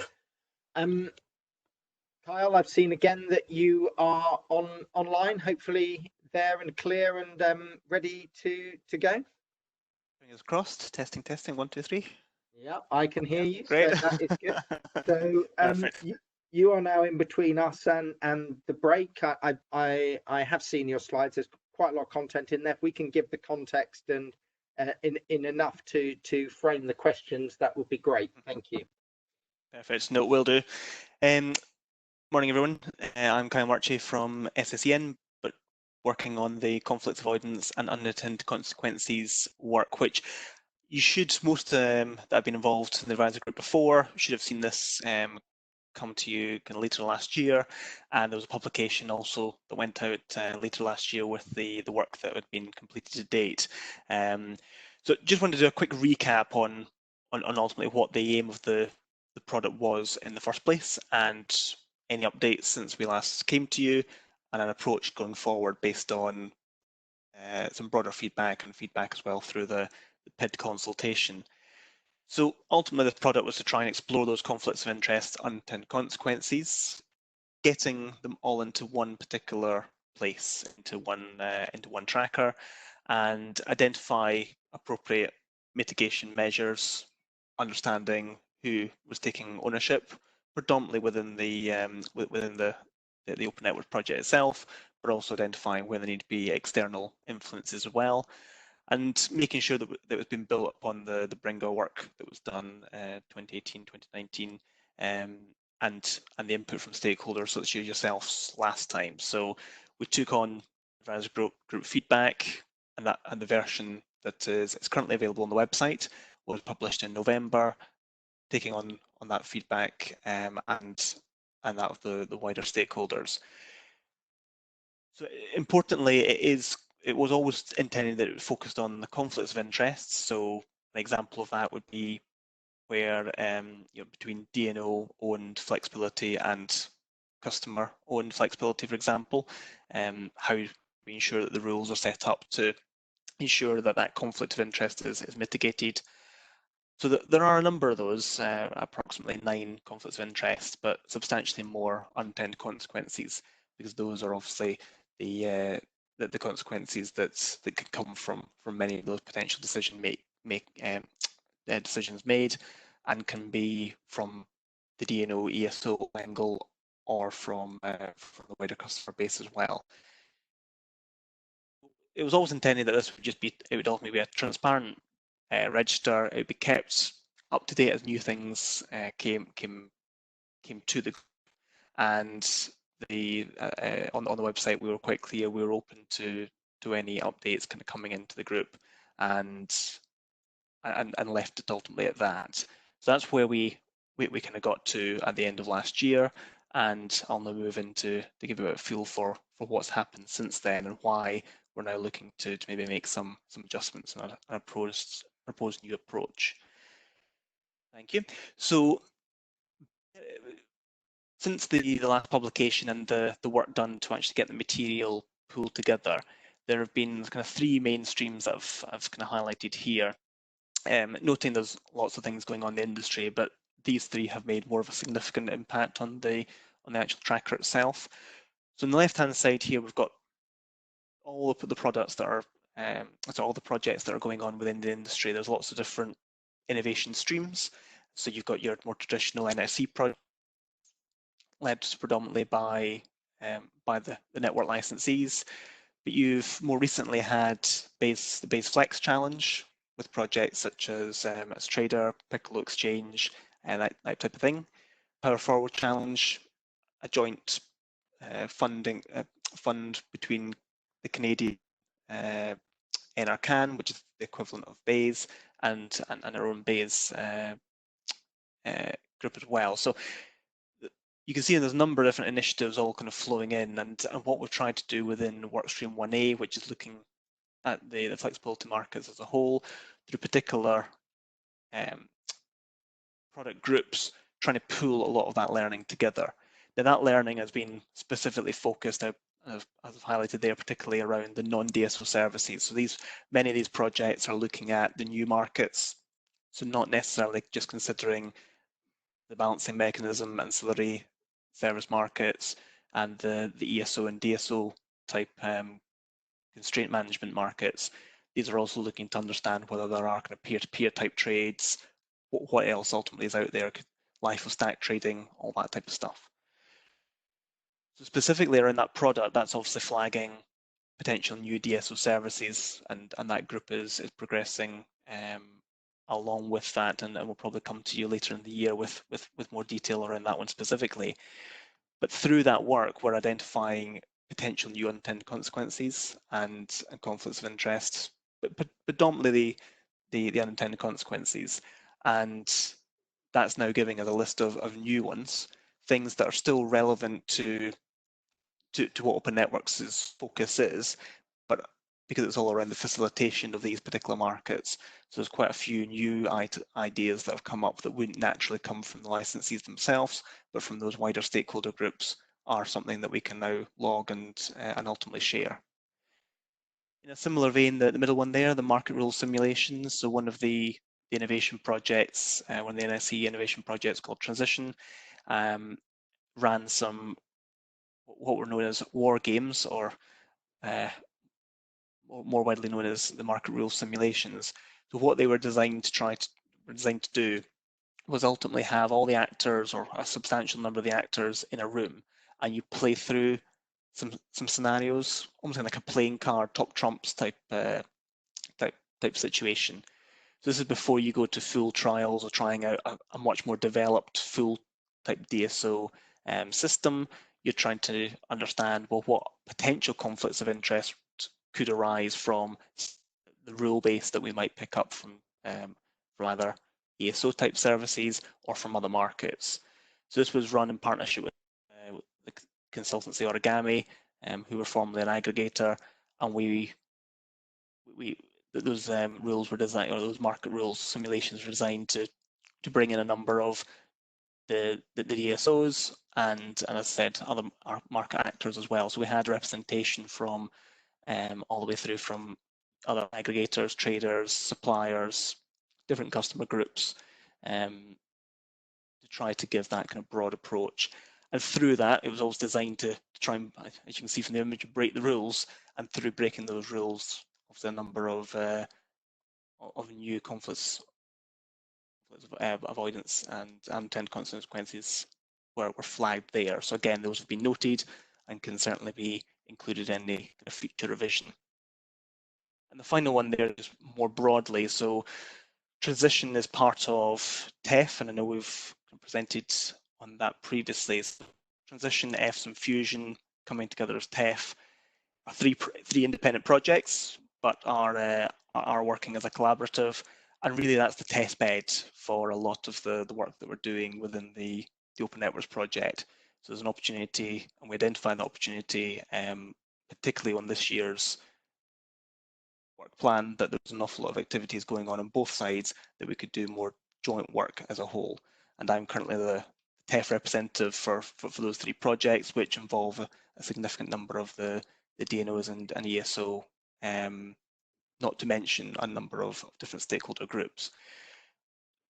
But the point here really is highlighting that, again, through that collaboration, we identified that that those projects had an opportunity through the likes of the market rule simulations, but other trials or customer engagements going on to feed directly into this particular log. And we saw some of that at the end of last year, and there's more material that's kind of planned. Obviously, the COVID-19 impact is hitting to an extent, but we're still expecting that as a group, midsummer there'll be more material that again can feed in going forward. We move on to the next piece, and then we're going to get into more open questions. So that's also the work that's been going on, and we're keen to try and get that material into the next revision of the document, of the tracker. But we also identified that through the PID consultation, conflicts of interest came up pretty much across the board in terms of the work streams we've got, at different levels, different varying levels. if I draw attention to workstream 5 in the purple down at the bottom right hand corner, you've got consideration of vulnerable customers. So one of the comments which it was felt workstream 5 were best placed to take on as a whole did reference as well the likes of unintended consequences that could arise and potentially leave certain customer groups behind, and how again can we kind of elevate that and highlight that within the tracker itself. The tracker is always designed, as I said before, as a facilitation piece. You're just similar to what the DSOs and an ESO are designed to be, facilitating those new markets. So where you might have some limitations for vulnerable customers or other customer groups, it's for those stakeholders and those SMEs in those areas to bring that material, and we can ultimately get that kind of flagged and understand who's taking ownership of those particular aspects. And obviously workstream 1A that was a bit again where there were quite, because it was looking at the markets as a whole, as you expect, quite a few areas were flagged either directly mentioning conflicts of avoidance and consequences, or more indirectly. So again, we noted that there's definitely a feeling across the board that the stakeholders' general feedback was, okay, great, you've obviously got a tracker, but is there more that we can do here to not only communicate that information and what Open Networks is doing in this area, but to start noting that other projects are working on many of these topics. Go to the next slide, please. So this is the proposed approach, and this is really what we're wanting kind of feedback on. So what I'll do is I'll kind of cover over this, and then we'll kind of head to a break, and really we can then take kind of comments offline, conscious of time. What we've said over on the left-hand side, these are the different bits and pieces that are kind of feeding in. So we've got the PID consultation responses, the latest industry progress, your feedback previously, but also any feedback that can be provided today on the call or afterwards. What we want to do as a team is collate and review this, revise that tracker. There's a revision in progress that we're looking to take to the Workstream 3 group next week, and then to the steering group thereafter. We want to get a new tracker published in June, which is all relatively straightforward and follows the more traditional process. But it's then going forwards, obviously mitigation routes considered, but then opening up a bit more broadly. So where at the moment we've kind of published on the website, and that's pretty much been the line kind of drawn, allowing people to come back and make comment directly to the Open Networks project. What we haven't really done is go out to those projects that are starting to engage more heavily with Open Networks and those other larger projects, the TEF projects that I mentioned, and understand whether some of those mitigation routes are being considered in the trials and the simulations that are underway this year and next. So we're trying to focus on what we can do in the shorter term, not necessarily solving all the longer term problems. And the intention would then be to have a more formal cycle process where there's maybe an update over, on a method, on a kind of more methodical basis. So whether that's once every 6 months, once every quarter, or when the information is of value, i.e. when we get to a trigger point, which then requires an update to be made, and making sure that we're then going back through that process with those projects to really ultimately add a little bit more value, because that seems to be where the comments so far have kind of drawn on areas that Open Networks is looking at. It's certainly a part of the DNA of the Open Networks project, but really needs some greater support from those projects that are working on specific areas of or specific topics that Open Networks as a whole isn't at that level. So that's the kind of approach that we're looking for. But questions such as the sorts of timescales around getting that information out and having that kind of cycled process that I've drawn out in the green there, what are the sorts of timescales for that? What would you advise? And we don't want to flood the website and flood the stakeholders with information and updates when really there's no real update to be made because people lose interest. But are there any ideas around the best way to approach that, or something along the lines of triggering it once information's come through from those projects, probably on a I would say probably between a quarterly and 6 monthly type basis, then that would be really useful feedback to have. So I've got questions on the next page that we're specifically looking on the next slide we're specifically looking at, but I think I'll draw breath here, and we'll see what kind of comes back through the chat. And if we want to, I don't know, Jason, if we want to kind of take a short break just now and let people have a bit of a think over the break, and we can pick this up offline. Yeah, let's see. We'll give a couple of minutes just to see if there's anything that comes through on the chat. As I say, people probably digesting this, and I think, you know, we've identified a body of work to pick it up and revisit what we're doing with the mitigating actions, and we have an open channel on the ENA website for people to send in anything that that you don't think is covered under the conflicts of interest or unintended consequences in the risk register, or any actions or updates that you think we should be undertaking. You know, there's always that open channel for people to email into opennetworks@energynetworks.org, and we do always try and emphasize that that's an open channel. We'll just give a couple of minutes. I think I don't want to shorten the break, because I think everybody needs at least 10 minutes to stretch their legs. Well, I certainly do.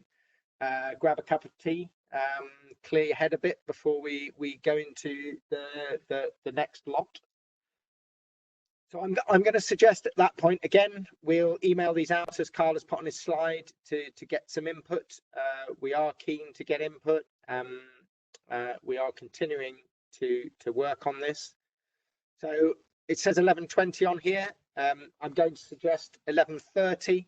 I know Randolph's online. We've been DMing, so he's happy to pick up his session at 11:30. I don't think we'll have an issue with overall timing. I think we'll still be on target for our 12:30 wrap up, but I'll keep an eye on time.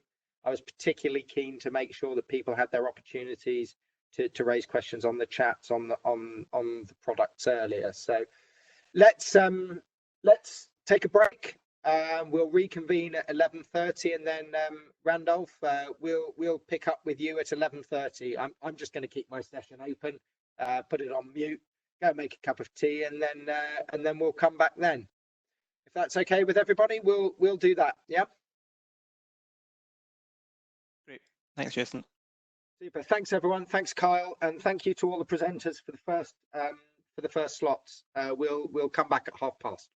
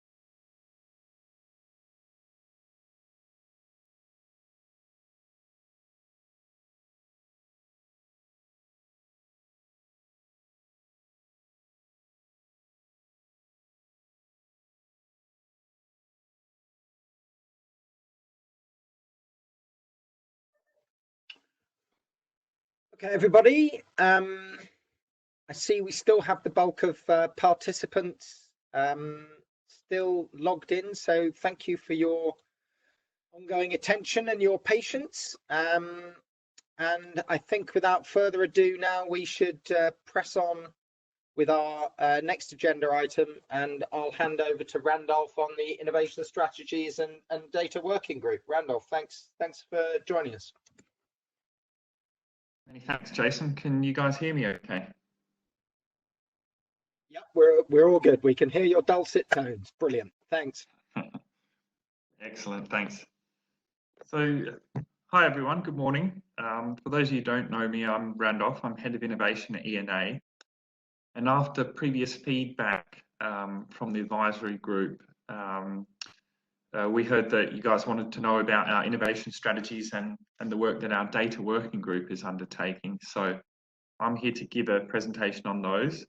So it's split into two sections for each of those, and I'm going to pause for questions in the middle after I talk about the innovation strategies, so that we don't just have all the questions at the end. It might break it up a bit.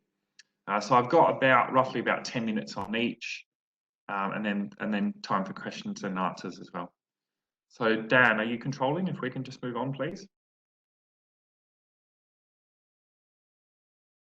Okay, great.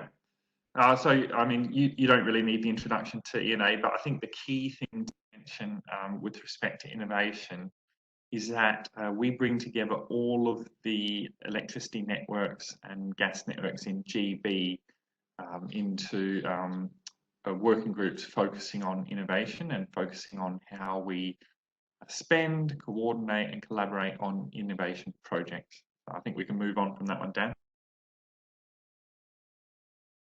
Great. So for those of you who don't know, currently under the current RIO framework, the networks in GB get access to two types of innovation funding. One's called the Network Innovation Allowance. This is for smaller projects that the networks run regularly. They can start them at any time, and they have an allowance to do that. This is for projects probably up to around about the £1 or £2 million mark. We then have an annual network innovation competition, which is an annual pot of funding for, I think it's 70 million across gas and electricity, and the networks effectively compete against each other for access to that once a year in an agreed and consistent process with Ofgem. And with these funding mechanisms and the previous funding mechanisms that I guess began in 2004, we've had over 2,000 projects occur across gas and electricity, and I'll talk a bit later about how you can find those projects and learn about them. Okay, Dan, thanks. Excellent. So as part of the license conditions for both gas and electricity networks, they have to produce a joint innovation strategy, one for gas and one for electricity. And we produce those at ENA on behalf of all of them. It was originally came about in 2018. So the first version of the innovation strategies were published in 2018. But part of the license condition is to review them and update them every 2 years. So at the end of March, we published the 2020 versions, the revised versions. And you'll note there that we've actually produced 3. So we've got the electricity one in green, the gas one in yellow, and then we've got effectively a joint one in blue. And the reason we did that is because, as you'll see in a minute, the themes are the same across both strategies. And also with the current, net zero transition, we understand that we need to take a whole systems approach. So in the future, we probably foresee this just becoming one innovation strategy. But for now, we've kept them separate, but they are very similar, and hence we produce that summary combined strategy. And I guess the key purposes of these strategies are to encourage wider participation with innovation, share learning across industry, coordinate on priority areas within the networks, and also minimize duplication. Ultimately, this is customers' money and we want to make sure it's being spent appropriately. So these are all available on our website. I think you got the links as part of the pre-pack, but if you didn't, let me know, and I'm also happy to engage with you offline about any of the strategies as well. Okay. Thanks, Dan. So these strategies were, not in isolation, very stakeholder led. So we undertook a range of different engagement activities to make sure that we designed strategies that made sense for our stakeholders. And I can see by some of the people on the attendee list that many of you were involved with this, so thank you for that. But in general, it was a two-stage process. So the first stage was effectively an online consultation with some associated webinars where we got feedback on the existing strategies at the time, the 2018 strategies, some feedback on our initial content and changes, and also feedback on what the networks were doing individually. So that was extremely useful, and we got a lot of good feedback from that. And that helped us shape the report, which we then went and consulted on again in the second stage of the process, if we can just switch slide. So the second stage was once we'd effectively produced a draft. So that involves some in-person stakeholder workshops up in Glasgow and London, associated webinar, and then we published the strategy at the end of March, as I said. So across the two engagement processes and across the gas and electricity networks, we had hundreds of different stakeholders input, and Regen helped us out on this project, and they were really good at getting a wide range of different stakeholders, not just the, I guess, usual stakeholders that we engage with.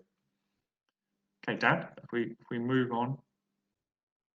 So now I'll sort of talk about what's actually in them. So this diagram kind of sums it up quite well. So we've got the network innovation objectives in the middle, and they are, effectively based on the energy trilemma. So obviously delivering an environmental network, meeting needs of customers, and maintaining a resilient network. We then have, based on the stakeholder feedback, come up with 5 shared innovation themes. And what I mean by shared is that they are equally applicable across gas and electricity. So one's customer vulnerability, second one's net zero and the energy system transition, third one is optimized assets and practices, fourth one is flexibility and commercial evolution, and the fifth one is whole energy system. And those are effectively the areas that we're looking for innovation projects to be run in. And for each of those 5 areas, I don't have time to go through each one in detail today, but we then come up with some priority areas that we're looking at under each theme. I'll show you an example of one in a minute and what that sort of looks like. So these are effectively help us, I guess, shape the innovation projects and choose, what areas we want to focus on. And like I said, that was partly based on projects we've done previously, but mainly based on feedback from our stakeholders. This is what stakeholders want us to focus on. We then got 5 principles and outcomes that underpin all of the projects that will happen under these 5 themes. And if we go on to the next slide, yes, they're blown up a bit more there. So effectively, these principles are going to be reviewed and the projects assessed against these at each stage of the innovation project, right from inception through to delivery and rollout. So I won't read through them all, but one's focusing on, what are the customer benefits of the projects? How are we collaborating on those projects? What carbon impact is there? What are the sort of data and outputs that we can make available out the back of it? And that will sort of lead into the data working group stuff that we are also focusing on, which I'll talk about later. And ultimately, how can we actually roll it out as business as usual? because there's no point in running innovation projects if they just end there. We want to understand what works and what doesn't, and if we find something that does work and delivers significant benefits to customers, we obviously want to roll that out. Okay, Dan. Thank you. So this is an example of one of the themes. Like I said, we don't have time today to go through each of the 5 in detail, but I thought I'd give you an example of net zero and the energy system transition theme. But the way we've sort of developed each of these is similar, and although there are, I guess, summary focus areas that are the same across gas and electricity, when you look at each strategy individually as well, you'll find that there's some more, I guess, direct focus areas specifically for electricity or gas. But the ones on this screen are the joint focus areas. And the reason I've chosen this theme is obviously it's quite topical, net zero, but also it was by far the most interesting theme from a stakeholder perspective. Everyone, regardless of the session or medium that we used to understand what stakeholders wanted, this was always at the top of the list. Net zero. What are networks doing to help achieve net zero and the energy system transition? So as you can see there, I've put some of the metrics on the feedback. Is net zero and the energy system transition a key theme? 98%. Similar in the importance of the theme. So under this theme, and as I said, it's the same for the other ones, we've defined some I guess, more detailed focus areas. So, for example, with net zero, we've got developing a whole system coordinated cost benefit analysis, and that's obviously something that Open Networks is also assisting with. Access and visibility to energy network data, again, that's what our data working group is looking at. Coordinating operation of a whole energy system. As we know, the gas and electricity networks are actually quite dependent on each other. So operating them more holistically seems to make sense, but we want to understand what are some innovative ways to achieving some of these areas. So you can probably see from some of these themes that the innovation strategy has not been developed in isolation of the rest of ENA's work. A lot of these themes, the flexibility theme is obviously very relevant to the Open Networks project as well. We've got the data working group project going, the Gas Goes Green project, which is the equivalent of Open Networks. They're all linked, and I guess what we've done with this strategy is said, okay, what area do we need help with to trial and test new ideas that we haven't really worked on or looked at previously? So I think we'll move on. As I said, recommend reading through those 5 themes in both the individual strategies and the joint strategy to get a bit more detailed idea of what we're specifically interested in for each of the different themes. Having said that, if you have ideas that are outside of those themes or outside of the focus areas within those themes, it doesn't mean that we're not interested in them. Those themes are just our priority areas. We are obviously interested in all forms of innovation, and we have kept themes deliberately high level because we don't want to rule anything out. So, do get in touch if you've got other ideas as well. We're trying not to rule anything out. That's a key part of our innovation. It's not being overly specific. I think this is my final slide on the innovation section before I pause for questions, but it's just a few notes of how to get involved in what we're doing. So the Smarter Networks portal, that's effectively a database of all the existing projects. So all of those 2,000 plus projects you can find in that portal, including links to specific websites, outputs, output reports, data, etc. And any new project that occurs under the Ofgem innovation funding mechanisms has to be registered on that portal.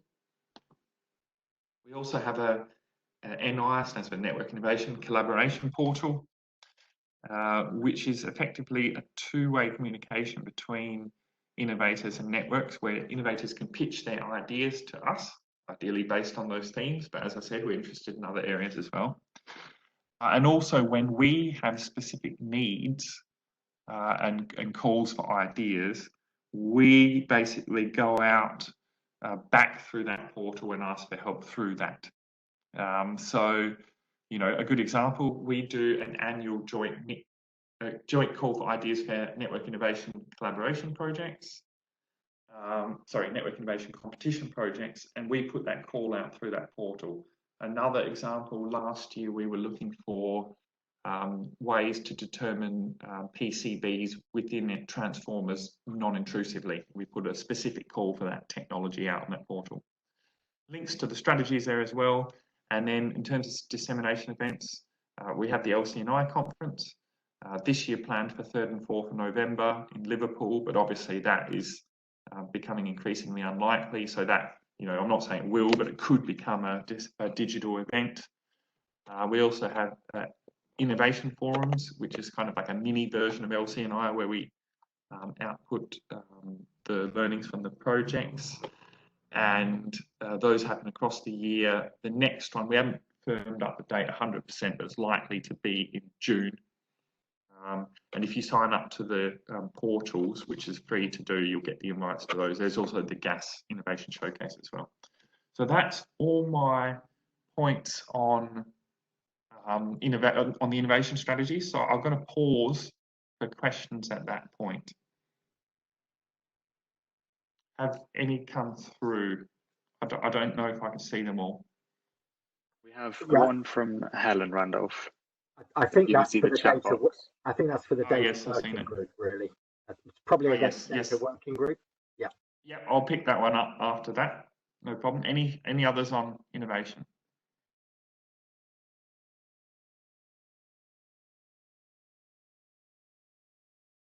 Okay. No problem. Well, I can take questions offline or at the end. So let's move on to data. So Dan, if we can move on with the slides, please. Yep, next slide.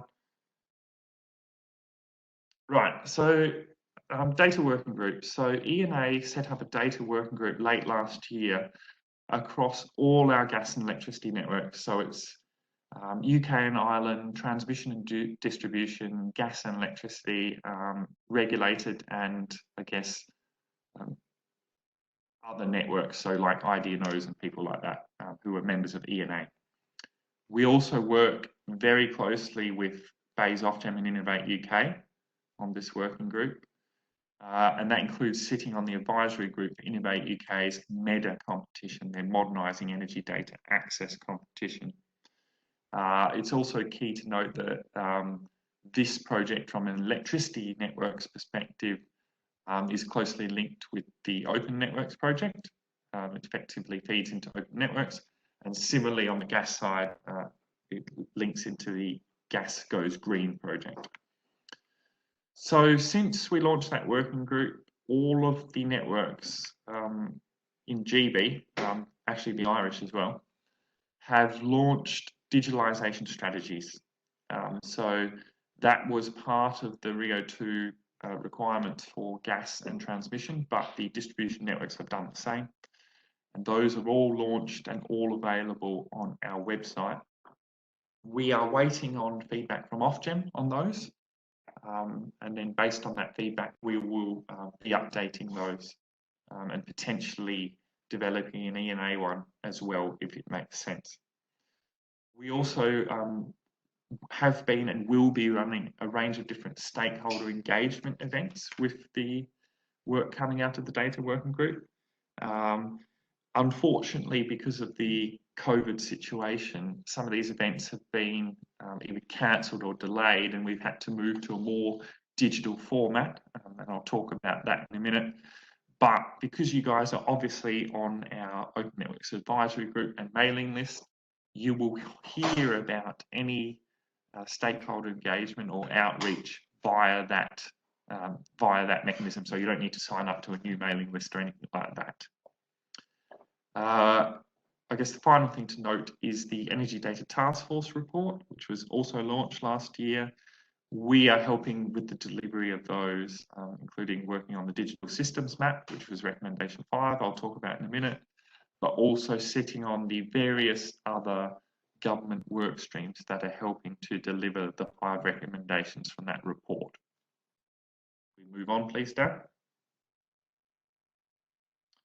So, well, there's all our members who are participating in this. See all their logos there. But the digitalisation strategies themselves are predicated on the fact that we want to digitalise the energy system so that we can help facilitate net zero in the energy system transmission. So if you were to boil all those different strategies down, and they're all very interesting reads, although there are a lot of them, we kind of come up with 5 key areas at this stage. One is asset visibility, and it probably goes beyond assets, to be honest. It's more about network and energy data visibility and making that open. Enabling system management, so enabling more efficient operation, planning, design of networks. Facilitating net zero, ensuring system stability, so obviously that is both at a transmission and distribution level, but making sure that we run the network not just efficiently but securely and resiliently, and ultimately using this digitalized energy networks to reduce system costs. Those are the themes that you could that run across all of the individual strategies. They also have obviously regionally specific areas as well, but those are probably the summary themes that you get out of all of them. As I said, depending on what happens with the Ofgem feedback, we may consider producing an ENA-wide strategy, which is similar to what we've done on the innovation side. Okay, next slide, please, Dan. So digital systems map. So one of the recommendations from the Energy Data Task Force was to produce a digital systems map. I like to think of it as a Google Earth of energy. It's a way to see different forms of energy-related data on a map in one place. So we, although ENA obviously only represents networks, we realise that this digital systems map extends beyond just network data. So although we've had a bit of a first crack at what it could look like, we ultimately see this as probably being run by someone else, because you need someone who sits across everything. And it could even have the potential to extend beyond energy system data, which is what they've done in Australia, for example. They've started layering other data in. So we've had a first crack, but you know, we very much want to collaborate with industry on this one. And ultimately, it probably needs to be run by someone else. But we have demonstrated the art of the possible, because a lot of the energy data that people want to access is networks related. So we have, as a result, produced 2 demonstrators of how this could work. One is by a company called Esri, and the other one is by a company called REMI, which is effectively the Australian government. So the top one is Esri. So you can, it's kind of hard to see there, but on that map we've got distribution, transmission and gas networks all on the one map, and similarly on the bottom with the Australian mapping example.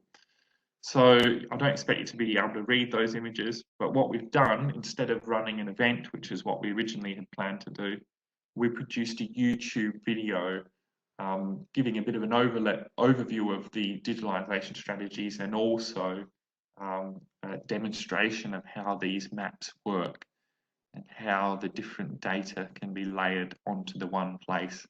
I think it's key to note as well that the intention of the digital systems map is not just from a, I guess, visualization perspective. The intention will be to make the data open so that, you know, via an API or similar type of method, you could download the data yourself to use, and innovators could use it, or you can use it for other reasons. It's not just about the visualization. That's nice to have, obviously. It's about making it open and available to customers, as I'll talk about in a minute, under a triage process. So this video has been quite well received. We've got over 550 views when I checked probably about a week ago. But we are welcoming feedback on these maps. Effectively, the next stages, as you'll hear on the next slide, are focused on use cases. We want to select items of data that are useful for people. So we want feedback on the maps, both on the functionality, but also on what, more specifically, what data sets or what use cases you want to use these for, so that we can target the data sets accordingly. Because obviously, you know, we want to focus on data sets that are useful to people rather than just putting everything out there, because as you can imagine, we've got thousands of different data sets that we could focus on. So there's no deadline on when that feedback is due, but I recommend you take a look at the YouTube video, have a think about what data you might need, and then feed it back to us, and we'll add it to our list of use cases. So if we go on to the next slide, I'll talk about some of those use cases. So we've got feedback from probably a dozen different stakeholders on different use cases. Some of the use cases are not surprising. They want to understand where their network is, which gives them an idea of where they could potentially connect. You know, they want to understand where the network capacity and utilization is, so that they know if they can connect there, if there's space to connect. But there's some other use cases that have come up which are interesting. So people want to understand where planned network outages are, where off-gas grid properties are. They want to, local authorities have said they want to understand the data for their local area planning processes. We've heard people wanting to understand where asset data is from a market insights perspective. So one thing that we could do in the future is put the system-wide resource register, which I'm sure you've heard about. You know, there's no reason, because that includes location of data, why that can't be layered onto the map as well. But you know, if there's any other use cases, we want to hear them. We've effectively summarized the use cases into these 6 areas: what the asset is, where it's located, what its capacity is, how is it being utilized, what is the performance of that asset, and then a bit of a broad term flexibility, but this is all the flexibility market related stuff could be included in here in the future. So the next stage is we're going to further develop a proof of concept scope to focus on these areas. It should be said that we're not really focusing so much on the interface. Like I said, it might not be us who runs the interface in the future, because it might not be just network data. We're more focusing on the network data. So we are focusing on what data we have that people want, how can we make it available, and how can we, I guess, move it towards being more of a standardized method or a harmonized method across our networks, because obviously at the moment they're not all necessarily using the same standards and formats. So we are focusing on the data as opposed to the interface. As you can see there, we want to align the interface with the Innovate competition that I talked about, and also the Geospatial Commission's Underground Assets map, which is quite a cool tool, which again is cross-industry. So, you know, that could potentially evolve into the future map. We're focusing on the data. The other thing we're focusing on alongside this is data triage. So some of this data, as you can imagine, won't just necessarily be completely open slather to the public. We're developing a data triage process based on the Energy Systems Catapult best practice guidance to understand how and why we make data available, what data we can make available. As you can imagine, with the system-wide resource register, a lot of that data is not even ours, it's third-party data. So there'll be a triage process alongside this. Realise I'm running out of time, so I'll quickly move on. This is just showing sort of what I said earlier. The data working group is coordinating a lot of this activity, but a lot of the, I guess, development of the data and the standardization of the data is happening in other areas. So a lot's happening under open networks. I just gave the example of the SWIR. Gas Goes Green's doing a lot on the gas side. There's the innovation project data, asset databases, etc. This is a coordination group. It's not doing all of it itself. And I think just move on.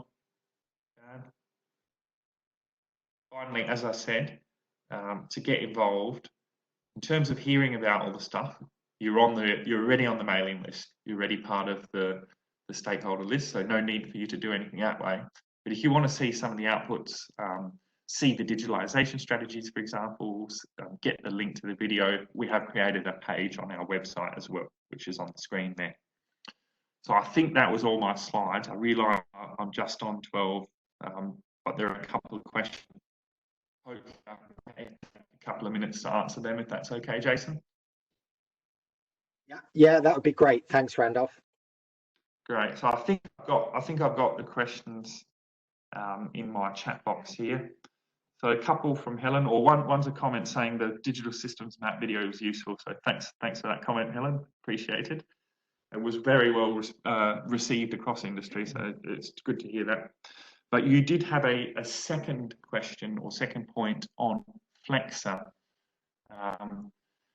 which is, if you guys don't know, an initiative by Electrolink, which is owned by the DNOs, for doing some similar work to this, but probably focusing more on the network data itself as opposed to how it's coordinated.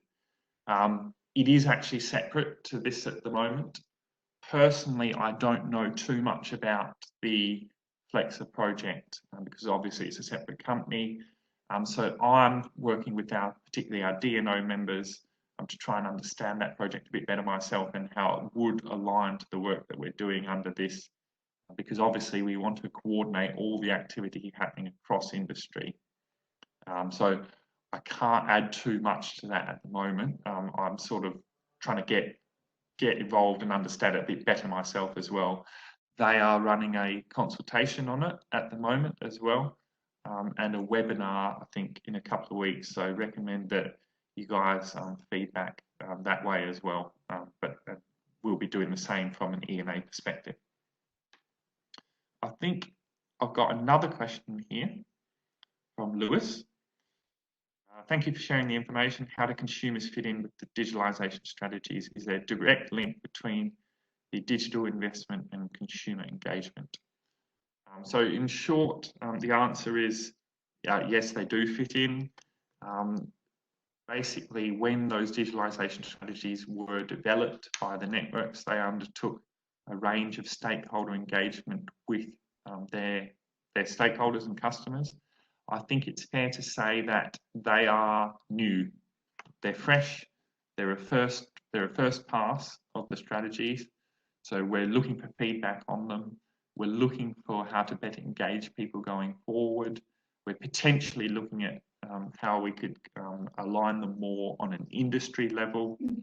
And we want to ensure that, how we, digitalise the networks actually delivers value to customers. We don't want to just digitalize them and not have them used. So we do want to make that direct link between how we digitalize the networks and value for customers. That will be a critical part of that work going forward. And I think that aligns to the principles of the Energy Data Task Force and the Innovate UK competition as to coordinating all of these different projects that are going on and making sure that what we're delivering is actually value to customers and not just digitalization for the sake of it. I see there's another question come here, also from Lewis. So on data sets, there are use cases for data needed by DNOs that should come from the outside world that have been considered, I guess, are they being considered under the work?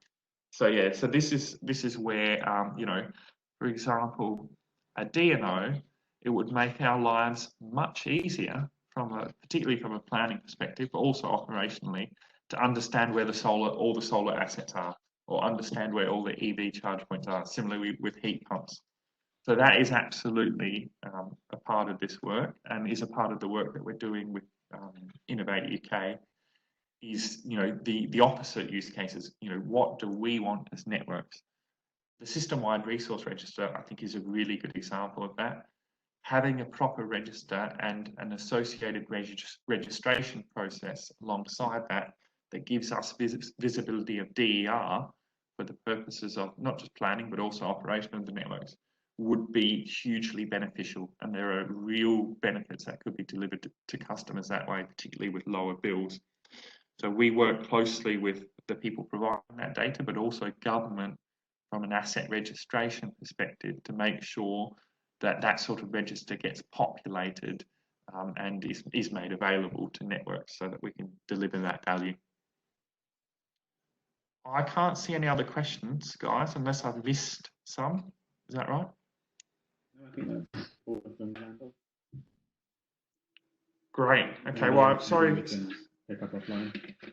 Yeah, absolutely. Sorry that I've gone slightly over time, but hopefully you guys found that useful, and I'll make sure that I pick up any questions afterwards. Also, please feel free to reach out to me personally as well. Thank you very much. Thanks, Randolph. I think we can make up a bit of time over the next couple of agenda items. So I think we're good. And that was a useful update that people have been asking for. I think we saw from the questions that it's definitely of interest to you all. So yeah, please do continue to stay engaged through those initiatives. Okay, I'll now hand over to John. So John, I think you're in and on the panelist list. So just to check yes. you're there and online. Yeah, I'm here, Jason. Thank you. I'll hand over to you, John. Thank you. Excellent. Hi, everybody. It's John West here. What I'll do is a quick breeze through about 5 slides just to bring you up to speed with the management work. John, you've gone quite quiet. If you can just get close to your mic. Okay. Yeah, I'll do a quick breeze through about 5 slides just to bring you up to speed with the queue management work and the ongoing consultation. So that should take about 5 minutes, and then I'll take any questions that have come through. So we've got a consultation running at the moment, which will run through to the 24th of June. We've got a webinar planned for the 20th of May. That is from 10 o'clock to 11 o'clock, so you can sign up for that on the Open Network site. The consultation itself is looking really for the views on the more detailed process around queue management that network companies will now adopt. And once we've had the feedback, the final user guide will be published in August. And all being well, network companies will start to include some revised milestones in agreements. Can we move on, Dan? So just as a recap really on queue management is the thing that starts to happen to customers once they sign connection agreements and if they join queues where there might be more than one customer waiting to connect at a connection point or a part of the network. So queue management allows effective use of capacity in that if let's say certain projects are being delayed, then it allows those projects to be moved back in the queue, and other projects, if there are projects available, to move forward and to make use of that capacity. So you can see an illustration of that on the right-hand side, where some projects are sort of caught behind a network reinforcement requirement, and if one of those earlier projects was to be delayed and therefore sort of queue managed back, one of the projects behind the reinforcement perhaps could be moved forward. So also within our queue management work, we've picked up just on the 3rd bullet point there, we picked up an item from the Smart Systems and Flexibility Plan, which is about making sure we use flexible assets effectively in the way that queues are managed. Could we have the next slide, please, Dan? So this slide just goes into a little bit of really the content, the detail of what's in the queue management consultation. So effectively, there will be a set of 8 milestones going forward, and you can see those milestones in the table and sort of illustrated in the timeline below. It's intended that queue management will apply to both projects connecting at transmission and at distribution voltages. And an important concept really that is being introduced is this idea of delay or cumulative delay against those milestones. So what will happen will be that network companies will monitor if there is delay in terms of meeting milestones, and when that delay sort of exceeds a certain amount, then the project becomes subject or can become subject to queue management. So if we could move to the next slide, please, Dan.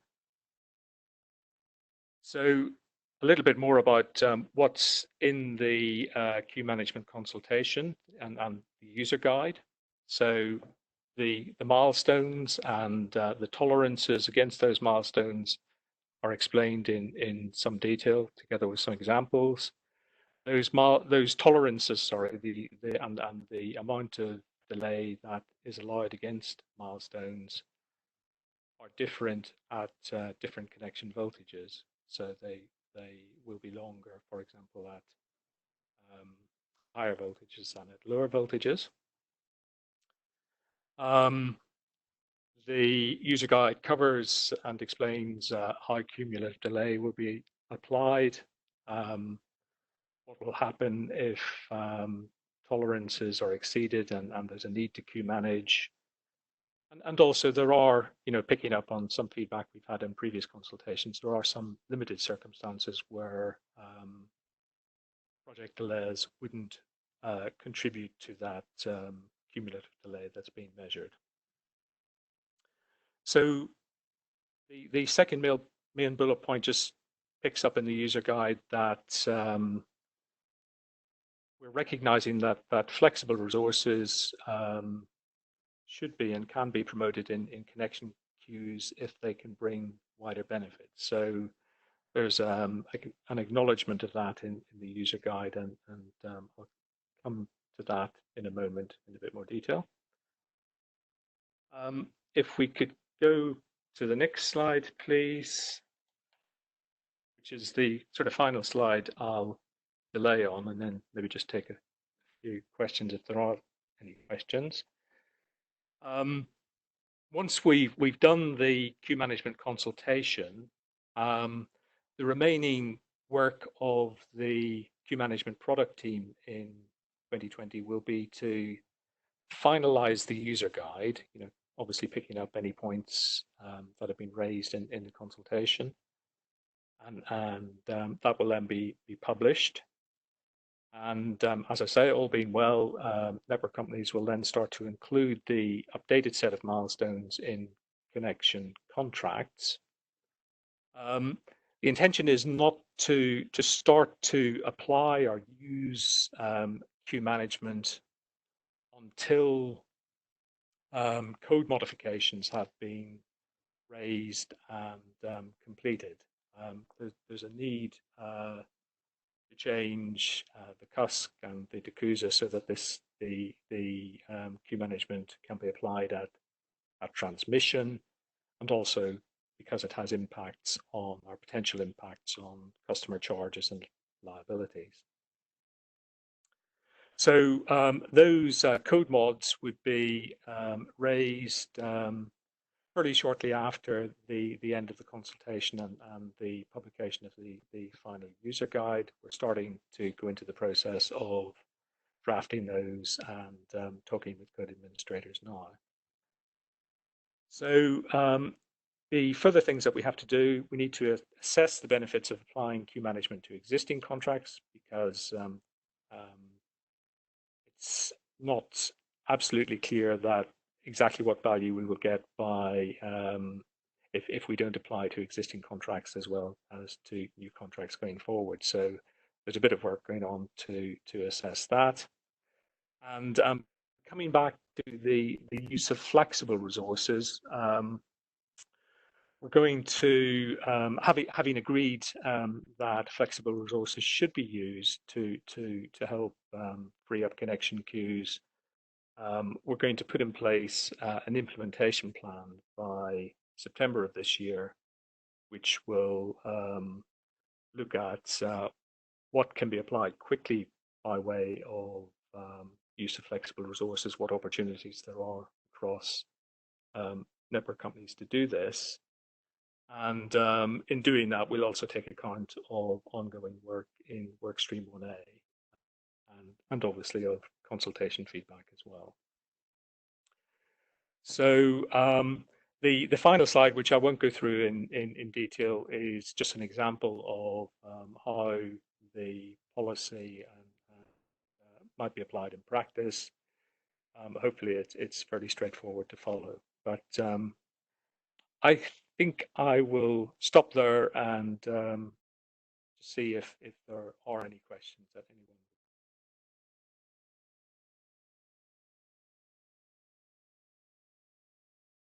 I don't see any questions on my chat facility, so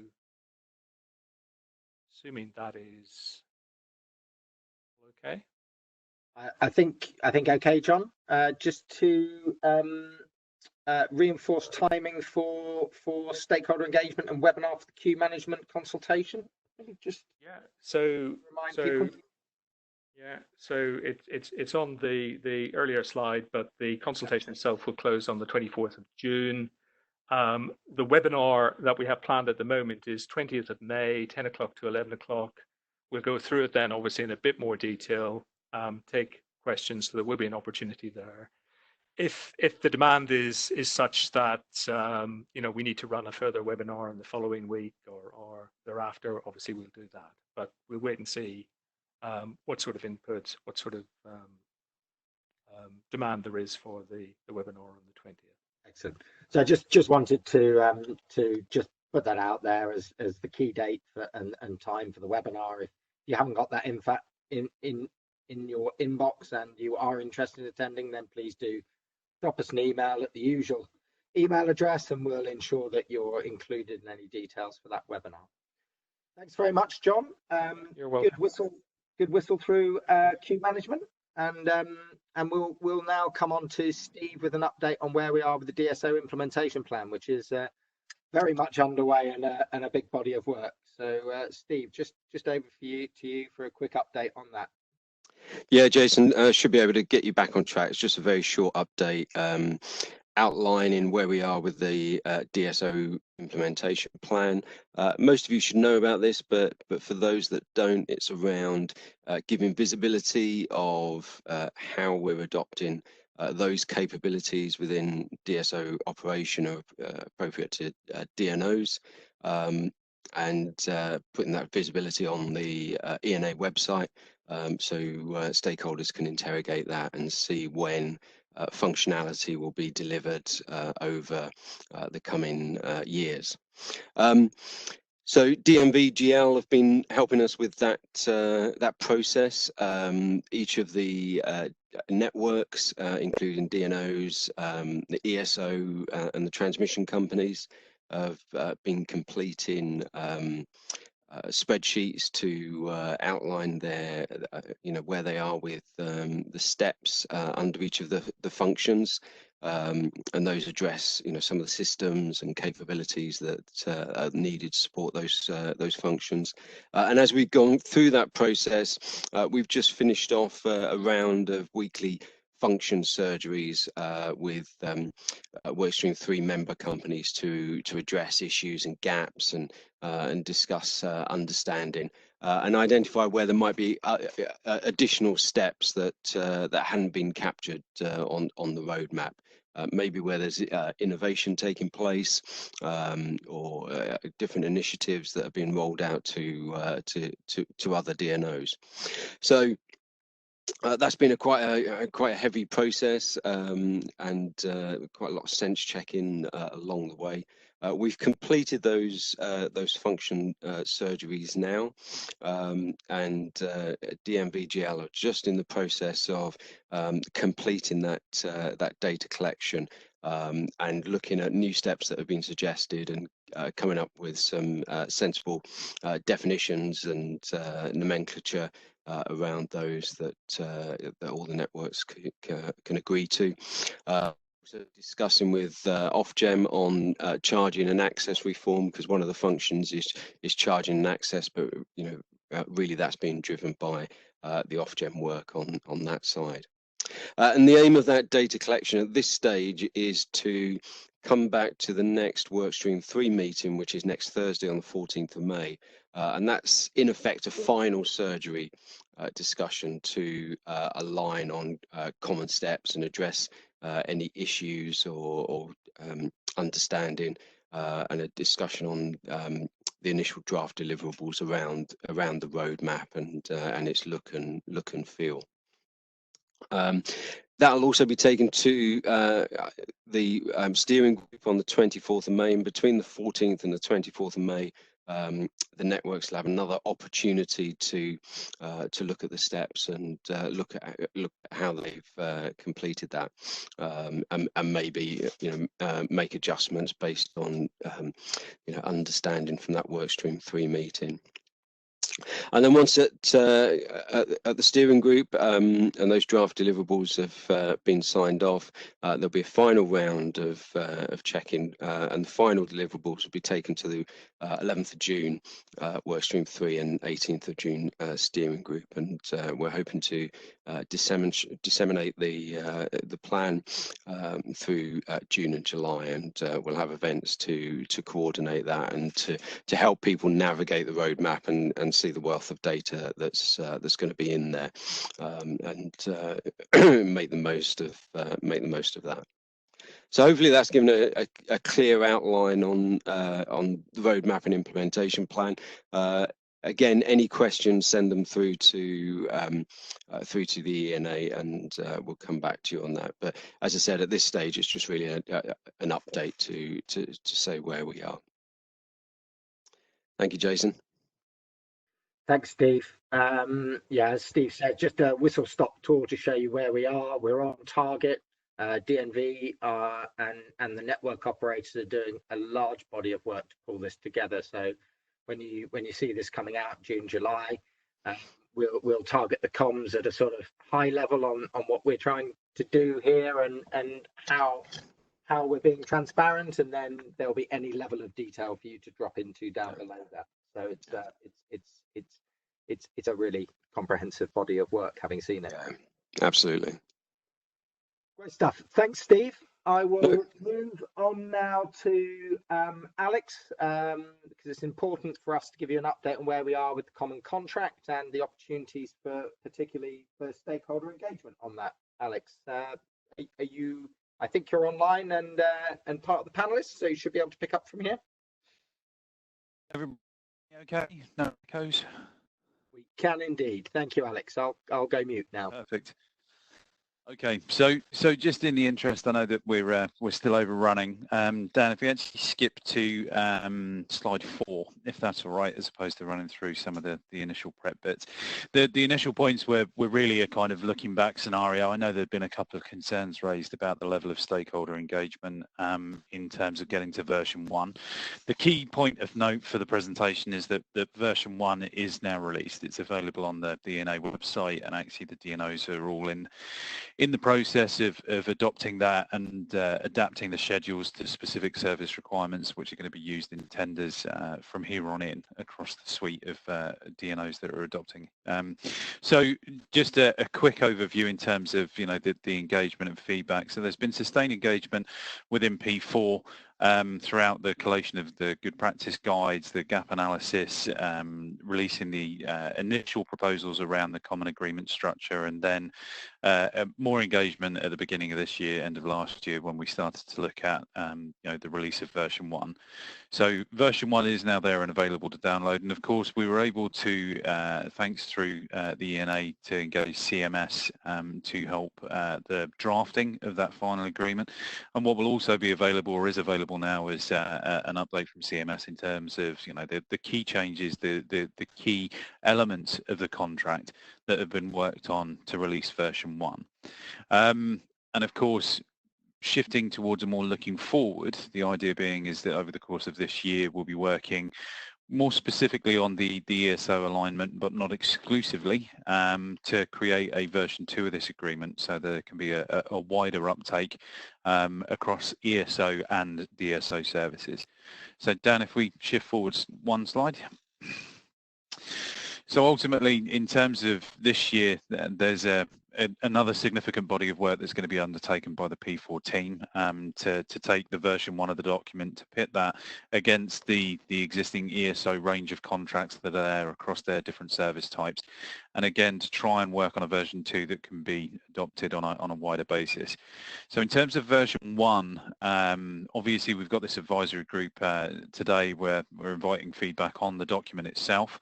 We're also holding a webinar on the version 1 of the Common Agreement on the 15th of May, where we'll be doing a kind of blend of product team and the CMS over update slides, so that we can provide an update to a wider audience based around some of the, the biggest changes, the most significant areas of development within the contract. Then moving forward, hoping that all the comments on version 1 will be collected by the 5th of June. We will then take those in as a product team, review that feedback, responding to individual points by the end of the month. And then those feedback points will be rolled into considerations about version 2. Obviously, in terms of the range of feedback we've got, there may well be elements that work for smaller providers that are actually counterproductive for larger providers. So we do have to balance what elements of feedback will be specifically rolled into that version 2. But every individual element of feedback will be responded to by the end of June. We then, as we run through the gap analysis with the ESO contracts and any feedback that we've got from either the consultation or the use of version 1, because again, we are expecting as across the DNOs to have some examples of that contract being used in anger, as it were, throughout tenders over the course of the next few months, is take all of that feedback in to influence how those version 2 changes take place. And then we will be engaging again in a focused manner across August, October, either through webinar consultations, meetings, etc., whatever we can actually muster through if we're still in kind of lockdown. However, webinars seem to be working very well. And then the deadline, the feedback loop, and those considerations will mirror this this June timeline, and we'll obviously clarify on dates a bit closer to the time when we start to map out what that engagement looks like. Dan, if we move forward again. So, I mean, just a reiteration, I know the advisory group has seen this slide before, but beyond this year, this body of work, unless there is specific identification, a version 3, maybe if there are ESO services that have been classed as an exception to version 2, the expectation is at this point is the ENA will host the agreement from there on in. We will continue our activities, of course, based on the version 2 works until December. But post that, we will continue to meet, or representatives of all the contributing organisations will continue to meet on a biannual basis with additional ad hoc meetings as required to continue to collate feedback, respond to feedback, and see whether there are any additional version changes as both the market evolves, as new services come online, and all the potential issues that might happen in terms of things like conflict management and wider services become apparent. So as it will be a hosted document, the feedback will be collated through direct through the ENA and also direct to the DNOs and the ESO as those as the contracts are implemented. And then in 2023, the review board and colleagues at the ENA will then see if there is the need or the potential to codify the agreement and actually make it a stipulated use from there on in. Dan, if you forward again, please. So in terms of this year, again, we're either using or preparing to use the common agreement in the upcoming flexible service procurement phases, and we've released an implementation plan which was double-checked yesterday, which still seems to be accurate. The P4 team are reviewing ESO contracts as we speak, and the ESO is doing a significant piece of internal work across the range of contracts it uses across additional services, just to ensure the fact that this gap analysis can be the most defined process and give the most positive outputs as possible towards the end of the year.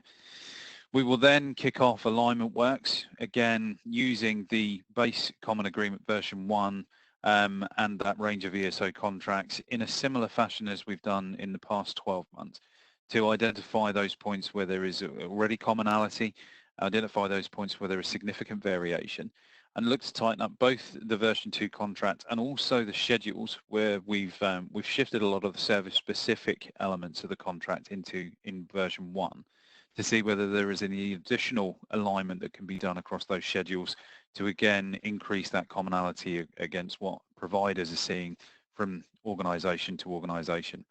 There is the likely requirement that we will have that external legal support again towards the end of the year to help draft version 2. And the expectation at this point, with the additional feedback coming in between sort of August, October, is to have that influencing the final drafting of version 2, which we'll expect to release in December 2020 as things stand as they are. Dan, if we move forward. Just in terms of that, just a reiteration again, the version 1 of the agreement is there and able to access now. We do want comments back over the course of the next month up to the 5th of June. And those comments will be responded to on an individual basis. So please do download the document, the supporting slide deck that's been provided by CMS, have a run through, and if you do have any comments, please do come back to us and we'll ensure that they're responded to and they're rolled in for version 2. Thank you all. Excellent. Thank you, Alex. Very helpfully, Farina has posted a link in the chat facility for the registration for the Common Contract webinar. If you haven't received it previously, it's an Eventbrite invite. So, and again, we'll follow up to remind people that it's going on. But there is the link there in the chat facility. If you are interested and haven't received the invite, or if it's passed through into your filed items. So thank you for posting that, Farina. I don't think we have any questions on that at the moment, so I think it's eyes down for all of you to review that contract, engage through the webinar, please, and provide us with any comments. I'm conscious we're 2 minutes over. Dan, if you just move to the last slide, I won't take up anybody else's time other than just say thank you very much for this. We will be coming out with a feedback form, and I think it's really important for us to get some feedback on how this has worked digitally, how we might improve it for the future. It's felt from this side as if it's gone well. We've had a couple of posts from people who've been online thanking for the update and the level of information that has been received today. So thank you to those who've posted positive comments. Dan will be sending out a feedback form, and it would be good to learn how we might do this better in the future, because obviously I don't think we're going to be planning face-to-face meetings for a while now. So we'll look to make sure that we do this in an efficient and effective manner next time around. So all it remains, I think, is for me to say thank you to everybody for listening in and participating. Thank you for all the questions. We'll be coming out with the questions that are posted, the questions we're asking of you, and we will come back with responses on those. So anything else from you, Dan, before we wrap up? No, nothing from me. Just I'll get that feedback form sent around this afternoon. And thank you very much to all of our panelists who've run through the content brilliantly today. So thank you for all of that. It looks like the technology has generally held up well. So thank you very much, everybody. I'll leave you to your lunch. Enjoy your bank holiday weekend, and we will communicate shortly with all of those questions and any feedback. Thanks very much, everyone. Thanks. Bye. Thanks all.